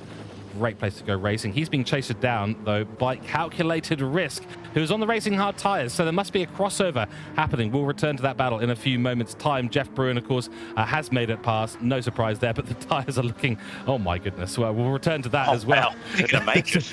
I don't think he's going to make it. Pops tire territory here for Jeff Bruin. Yeah, might want to be coming into the pit lane at the end of lap 6. Mark Hogan in 7th. Who is leading AM class, and it is Robinson for Aster Racing, currently behind his AM class teammate in Pro Am. Then it is legendary Berry, who is fighting for the top spot today. He's got damage too, so Porsches, ooh, dear oh dear, not having a good time out there. 8th position for him, holding the damage and also a penalty. Wow, getting some deja vu here. In the Pro-Am in 9th position, it is Aussie GTR, had a few scrapes with the barrier throughout the first stint. Then behind him it is Blue Dog, so number 6 on the racing hard tyre. Clean race so far in the AM class in 10th place, and it is Ben Blaker for Hasel1. Don't remember us seeing him at Monza as he has a little bit of a moment sideways. They don't want to be running the barrier with these cars as low as they do get at Le Mans. In 11th place, and it is Jack Finch, of course, in behind. He has made progress, I think, but probably not nearly as much as he's going to need to make. I think this is all going to come down to long-term strategy here. Oh, no, he's running wide. Oh, dear. I think he might be a little bit distracted from what happened to him earlier. I'd certainly be shaken up. Yeah, absolutely. And I think I feel like he's just using this time just to test. I feel like this is just a little bit of a free testing period for Jack Finch, just really just trying to learn about the car, learn the characteristics, learning how to actually drive it competitively enough. Obviously, he did win the AM class last time out at Monza, but at the same time, it's just more about him, just getting some more data analysis for himself and to be able to get confidence. But right, we've got Marcel Averton and Mark Hasel1. A bit of a bump draft going into the Porsche curves, into the entry of the Porsche curves. A very interesting move there by Calculator Risk of why he would be doing such a thing. Obviously running on the hard tires versus Mark Hasel1 on the racing mediums. Runs it a little bit nice and tight. Does Mark Hasel1 gets a much better entry and exit, does the Porsche. This is where the Porsche really, really comes to it in its own. Through the Porsche curves, at the exit of the Porsche curves, through the Corvette curves as well. Mark Hasel1 really being right on the ragged edge of that BMW, being off the track limits there. Goes defensive, going to the Porsche curves. What happens here? Will he be able to outbrake him? Going to the Fortune K, no he doesn't, but he goes too deep there, and that is Mark Hasel1 demoted down to P4. So the pressure from Calculated Risk, getting all those calculations right, and up into P3 in the Pro-Am class, putting Mark Hasel1 back into P4. That is a demotion right there for the Hasel1 driver, but some great battles with that Porsche on rails. Certainly is. We're seeing a few pit stops come through. We're just going to mute on stream just for a moment's time. We'll be back in about 30 seconds. So while we sort out a small technical issue in the background, in the meantime, enjoy the MR nature of the Porsche as they fly through the first sector.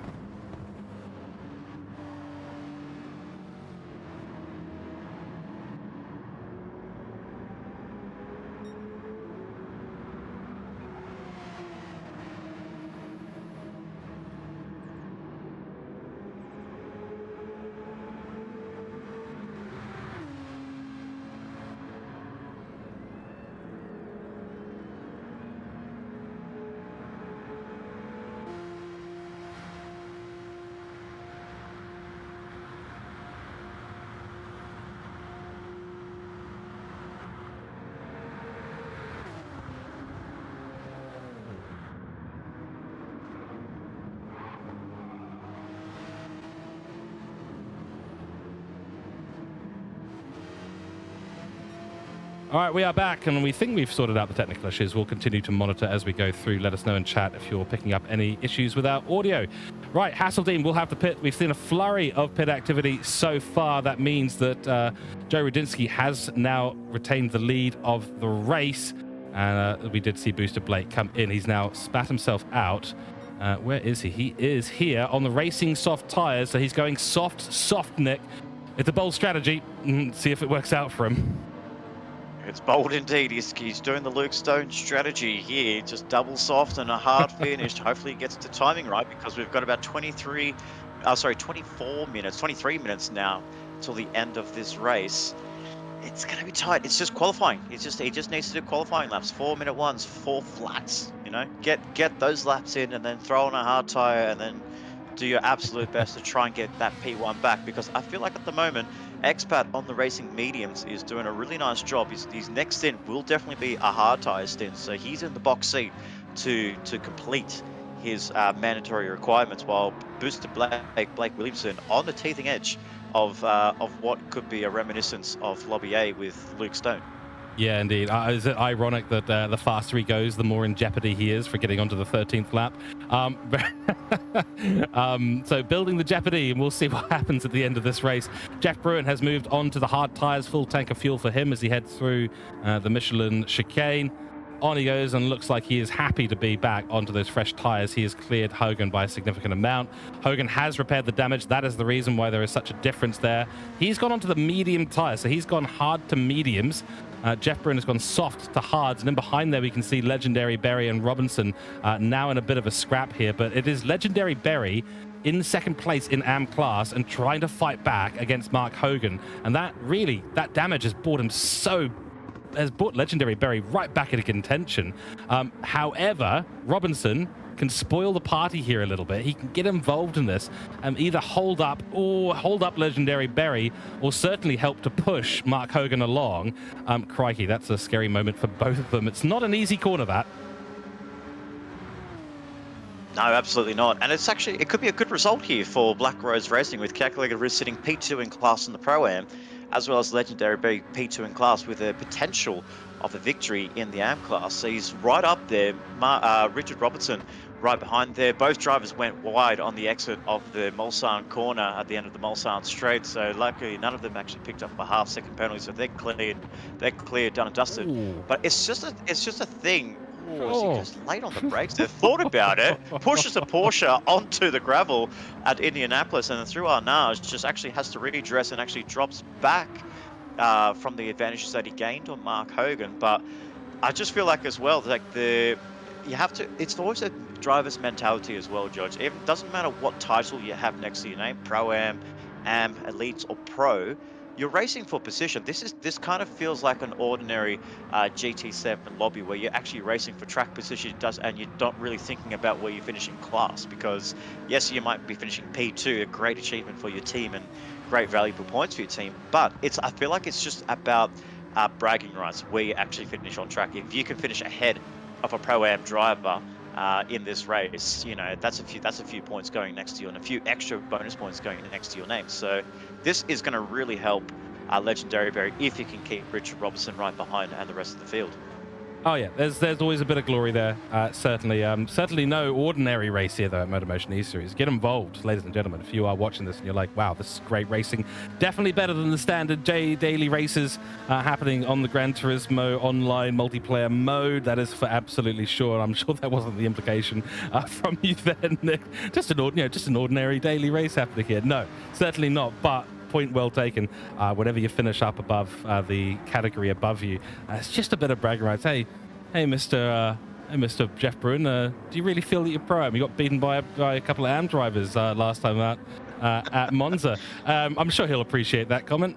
Nonetheless, we'll continue to go around the grid and find out where everyone is filtered out. Behind them, Mark Hasel1 is in a three-way battle for 8th place currently. That'll sort itself out as we did see Joe Rudinsky jump into the pits and get off those medium tyres. We'll have a little look at what tyre he has chosen in a few moments' time. But out and out here from Hasel1, critical because he has got CP Motorsports right in behind, and that Ferrari is so quick onto the straight.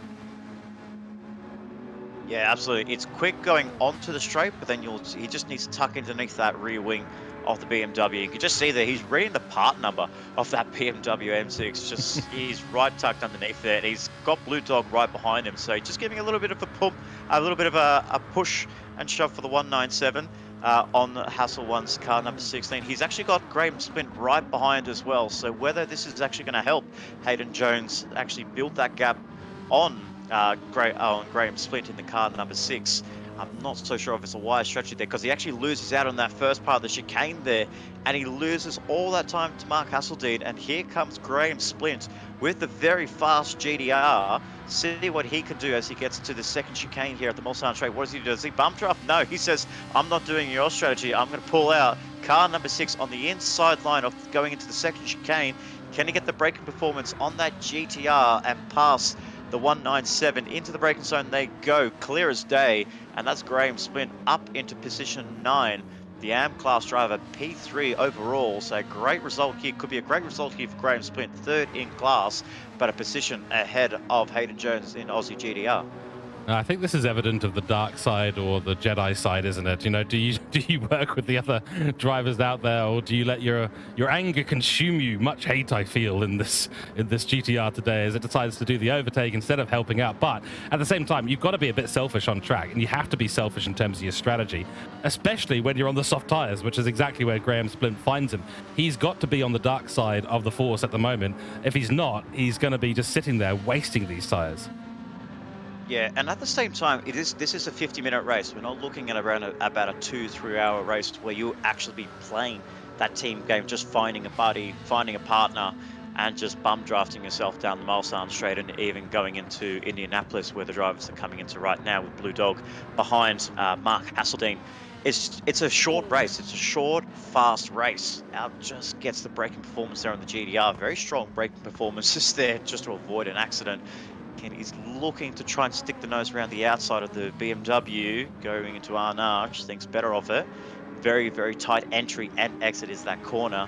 As you can see as well, Legendary Barry just had to serve a half-second penalty, drops behind Richard Robinson, and now finally that releases the Aster Racing Peugeot RCZ up into position 6, Legendary Barry down in P7. So it just feels like at the same time, it is a short, fast race. Strategies galore around here, different strategy options for the drivers, but at the same time, this is not really the endurance style kind of race, George. This is just short, fast, get your positions done. Teamwork with another driver is very, very hard to come by here in these shorter races. Yeah, that's right. It's a sprint race, essentially at an endurance track. That is the way that this is all configured at the moment, and these straights in the slipstream certainly providing a lot of options for the teams. You know, if you get yourself in a nice slipstream, you can actually make it work to your advantage over the strategy, save a little bit of fuel. Not the best last couple of chicanes there for Mark Hasseldean. Graham Splint will have him on the exit. Through he goes. Racing hard tires versus racing soft. Really should be no competition there whatsoever. I keep getting these moments of when they go into Indianapolis, you fly to the right hand side at 260 kilometers an hour and you slam on the brakes while all your transverse momentum gets transferred onto the left hand tires. It is absolutely terrifying. We've all been there. We've all driven this track many countless laps, as we do see Hasseldean having another little issue on the exit of the second chicane, and there's now a very lively Ferrari behind him wanting to get past. But Indianapolis in particular, that transverse velocity you're trying to bleed off essentially as you slam onto the left-hand tires and then into the braking zone, then you're back onto the right-hand side tires. It is just so difficult to get right. The kitty litter, the gravel, is right there on the outside to catch you if something goes wrong, and it does more often than not, at least from my experience. When I dive into there, I usually got a rear end stepping out on me. So very uncomfortable place in this track, and surrounded by lulls of activity where you just get to sit there like they are right now, just foot to the floor. You've got nothing to do. Twiddle your thumbs. Yeah, absolutely. You know, figure out your taxes. Yeah, exactly. No, but you throw on a soft tire and a low fuel tank, as we most of us did during our qualifying parts. During our qualifying, you can actually take that corner almost and potentially flat out. Or you just do a little bit of a slight turn of the steering wheel, make sure the car grips up. You can actually cut quite a fair bit of Indianapolis. You can actually go over that curving on the right hand side, keep a foot flat down to the pedals. flat to the floor, as we saw a brief yellow flag up ahead there. Is that potentially for Jeff Bruin up there? Looks like he's made a mistake. Think it was. 5.2 is his sector time, so that's definitely a mistake on Jeff Bruin's side. Maybe just gone too deep on the brakes again. So the braking performances that he's having through these chicanes is not strong at all. He's lost 5.2 in that sector coming on the exit of the second chicane. So at the same time, he's holding on to position 5. He's running 4th in class. Richard Robertson is a potential threat to that position 4 in the AM class. So hopefully for Jeff's sake, he'll be able to keep that position or try to maintain that position as best as possible. But hard tyres, and I think Richard Robertson is running on racing softs. Mediums. As well. And actually, I think what's happened there, look, I thought Jeff was actually ahead of Mark Hogan. So I think he's had a monumental spin there, as you rightly pointed out. But I think it has actually cost him a position. I don't think Hogan, because we had essentially Hogan, Robinson, and Berry all running essentially together on track. Bruin has now entered the fold here, and he was almost certainly ahead. So whatever's happened to him in that braking or acceleration zone in the chicane between the main parts of the straight, it has massively affected him, and he's lost a lot of time as a result.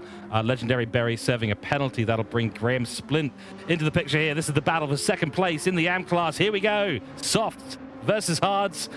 Anyone want to take a guess? Pundits might be putting a pretty low odds on this one, though. Depending as where he gets the move done to get it into the entry of the Porsche, curves, throws the car the inside, thinks better of it. Graham Splint, that would have been a very, very ambitious move. Could have definitely been done there. The softs versus the hard tyres, a grip advantage on that GDR versus the Porsche 911. Just really struggling through this sequence of corners there. The Porsche are strong through the Porsche curves and on the exit of the Corvette curve as well. But at the same time, the GDR just got the grip advantage there. Let's see what the car behavior is like when it comes through the Ford chicane here. Let's see if we can go on board with the man in Blue Dog right in position 8, chasing Legendary Berry as he executes the Ford chicane there. Whoa, that's a huge advantage that he got through there. Went flying through the Ford chicanes there. He's now back off the rear wing of that Black Rose Racing entry. My goodness, how committed was Blue Dog through that corner?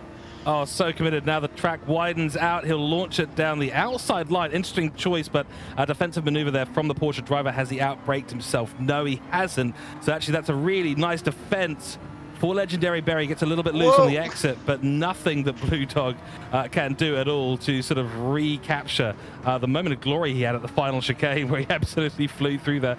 Just basically ignored the sausage curb, doesn't exist on the exit there at all, and just flew right on through it and just hoped that the grip was there. So he's going hammer and tong right now. He needs to, because he doesn't want to be held up here.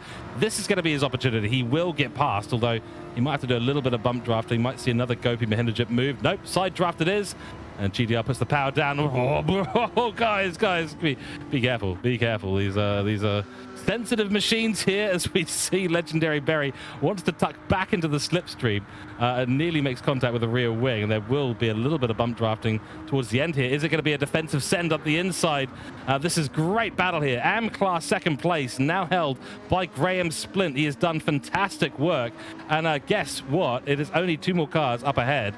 And then you've got Mark Hogan, who is leading AM class and not actually that far up the road on the same technically same bit of tarmac on this back straight. There's an opportunity here for Blue Dog, but I'm trying to remember here, Nick, maybe you recall Graham Splint has yet to do the hard tyre stint.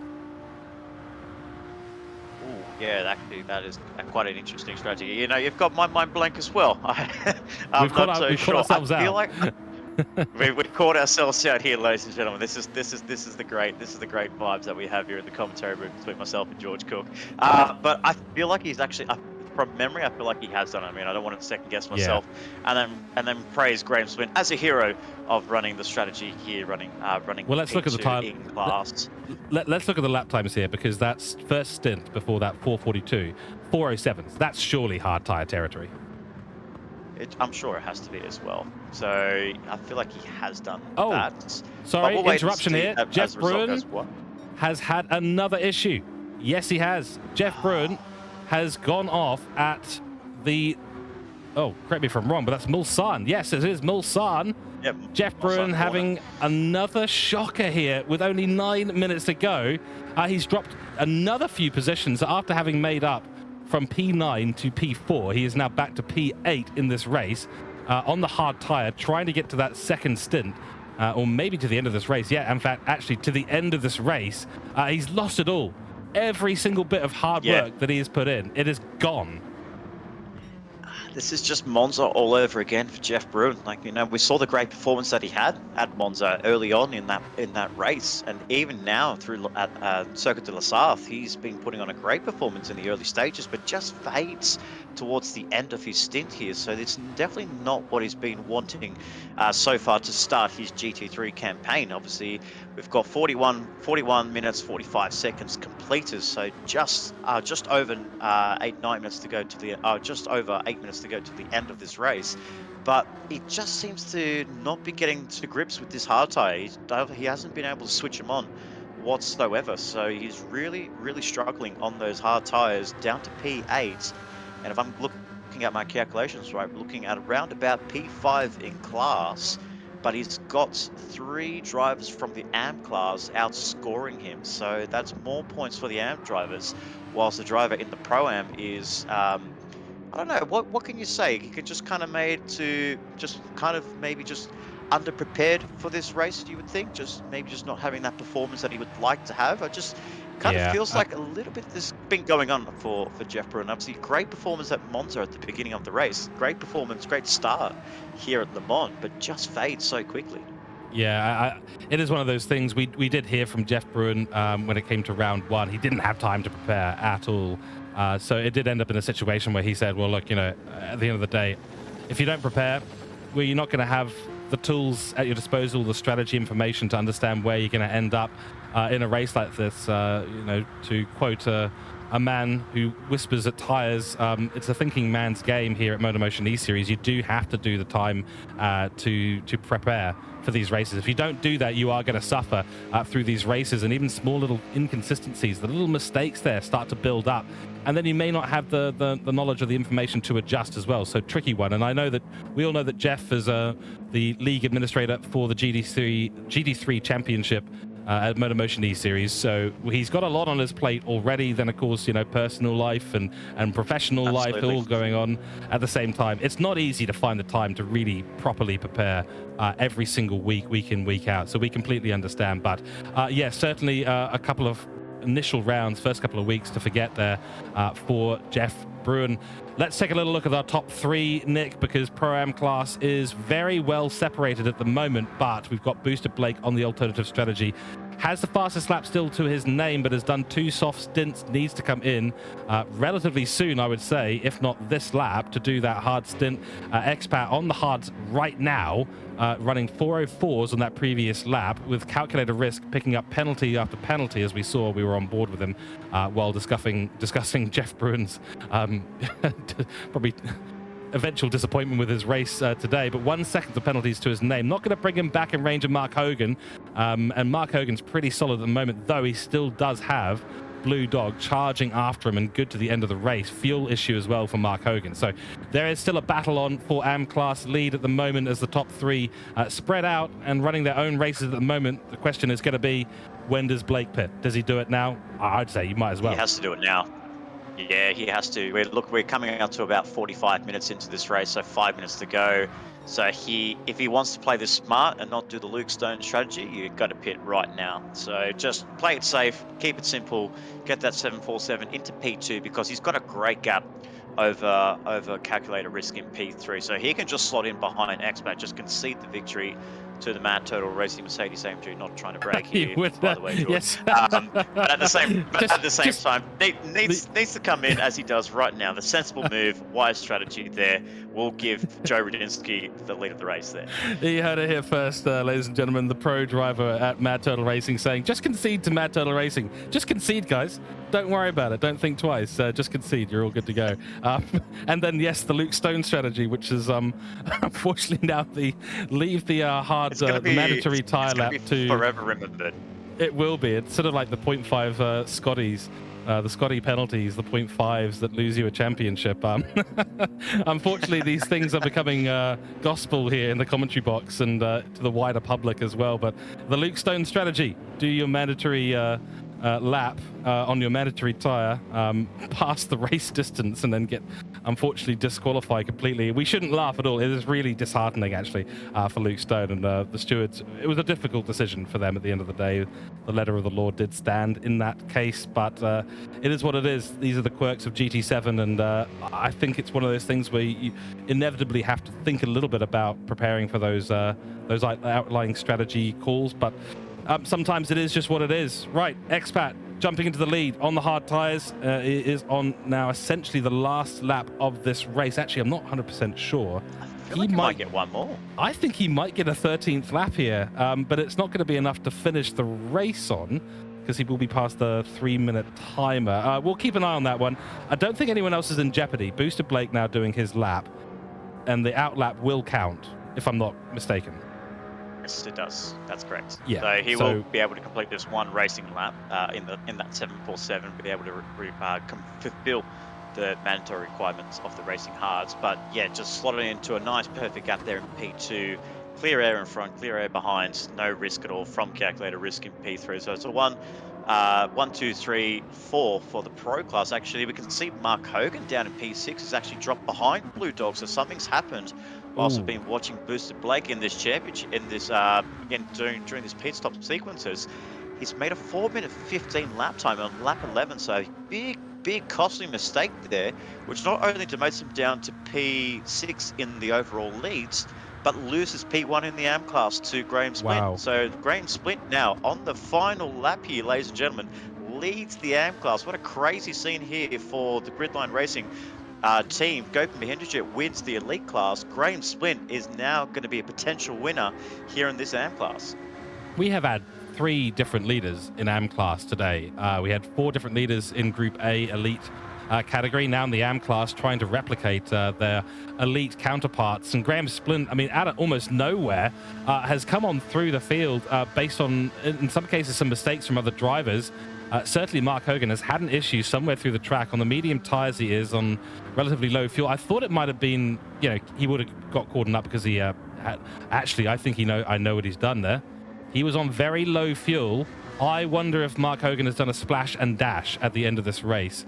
I think that might actually be the case, because he has no damage, and you'd think at this stage of the race that a mistake is going to be quite difficult to recover from. So that might well be the case, as Legendary Berry in 3rd in AM class picks up a penalty.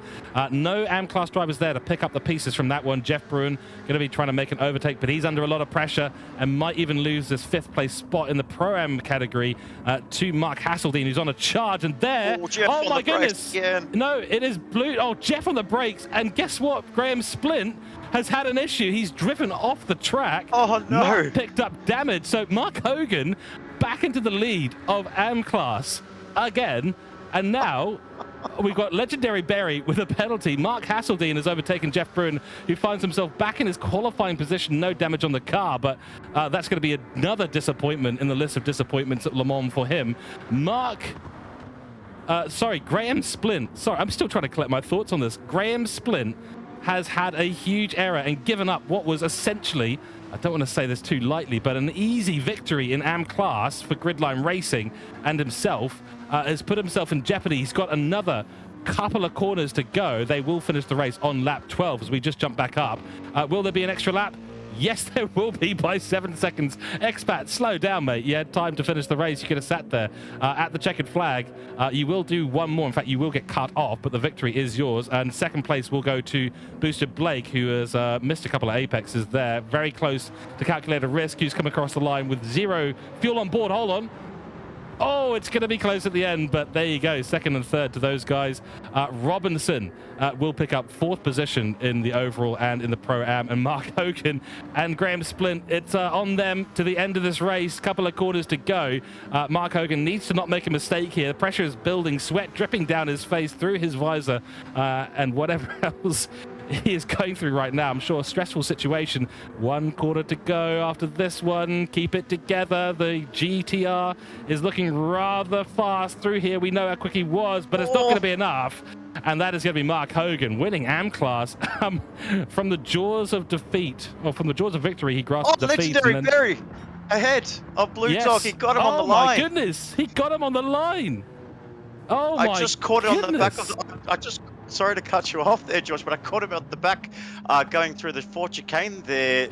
Graham Splint jumped over the sausage curbs. He ran wide on the final chicane, and Legendary Berry absolutely out of nowhere pulls off a worldy move there on Graham Splint. Unbelievable. On the final lap. Wow, to steal P2 away. That's fantastic work. Well, that was as spicy as we like it. You know, maximum Indian hot. Let's just have a little look down the back of the field here. Bruin finishes in 10th. Finch comes across the line with a really large penalty to his name. And then Ben Blaker has clearly had an issue late in this race. He will finish out the grid, and we'll head over to our results screen now. Oh, spicy as you like it, ladies and gentlemen.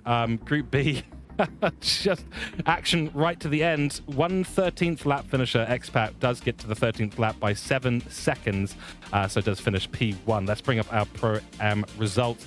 Joe Rudinsky, that is Expat. Mad Turtle Racing, and he takes another win to his name. Blake Williamson in P2 for Hooncorp Esports. Great job by Booster Blake today. Had an opportunity for P1, but I think that soft strategy kind of cost him a little bit. Marcel Albertin for Black Rose Racing rounds out our podium for Pro-Am. Then it's Richard Robinson for Aster Racing, 4th overall, 4th in the Pro-Am. Then Mark Hasel1 ahead of Jeff Bruin, a late overtake there as Jeff made a number of mistakes, especially towards the end of this race, that really cost him. Could have been up there in 4th place today with a few more points to his name, but 20 being taken home for Gridline Racing, still very good. 7th for Hayden Jones at CP Motorsports, and of course Mitchell Collin not on the grid today in Pro-Am. In AM class, spicy red hot AM class, Mark Hogan, what a race he's had. From the jaws, what was I going to say? I was going to say from the jaws of victory, he clasped defeat, and then suddenly he clasped victory from the jaws of defeat again. So whatever happened there, it was quite wild at the end. We'll try and recount exactly what happened, but Chip Berry finding that second place on the last moment, the last corner, as Graham Splint ran wide, and for Graham Splint, it really was a clasping defeat from the jaws of victory today. Still a decent amount of points, of course, for Graham Splint. Jack Finch with that monumental accident at 280 into the first chicane down the first straight in stint 1. Coming together with Troy Britnell and having a massive accident. Not able to recruit much, but did finish ahead of Ben Blaker for Hasel1 Motorsport in 5th. Troy Britnell disconnecting from the race, clearly had some sort of latency or network issue today, and he didn't want to be a danger out there on track, so Troy Britnell doing the right thing and deciding to DNF today. So not the day for Lightning Motorsport at all. Blake Durston for CP Motorsports, DNS, and Bob Massey, who we hope to see back for the next race. Right, Nick, have you had a chance to take a few deep breaths on this one? I think not just a few deep breaths. I just needed a couple more coffees after that, because my goodness, what a conclusion to the AM class division. Mark Hogan right behind Graham Splint, and then all of a sudden we see Graham Splint down in the gravel trap at the exit of the Mulsanne corner. Mark Hogan passes through. Then Chip Berry from out of nowhere after a deep break move into the Ford chicane for Graham Splint, just takes it on the line there. So well done to Black Rose Racing. Some solid performances from those Porsches in the Black Rose Racing camp. Struggled in the Elite and Pro class in Lobby A, but Lobby B in Group B, Chip Berry and Marcel Albertin doing a really great job for Black Rose Racing. Certainly did, and now we have to talk a little bit about driver of the day. Let us know in chat who your driver of the day is. Of course, watching here on Trackspot TV YouTube and the MotorMotion E-Series YouTube Round 2. Now complete for both Group A and Group B. I don't know where to even begin, if I'm completely honest with you. Joe Rudinsky, great performance. Blake Williamson, great performance. Marcel Albertin, great performance at the end of the day. And then some absolutely disastrous ones down the grid in Pro-Am. AM class, I don't even know if we can give it to Mark Hogan, because he had victory. threw it away, and then somehow came back as a result of some mistakes. So can you even give it to them?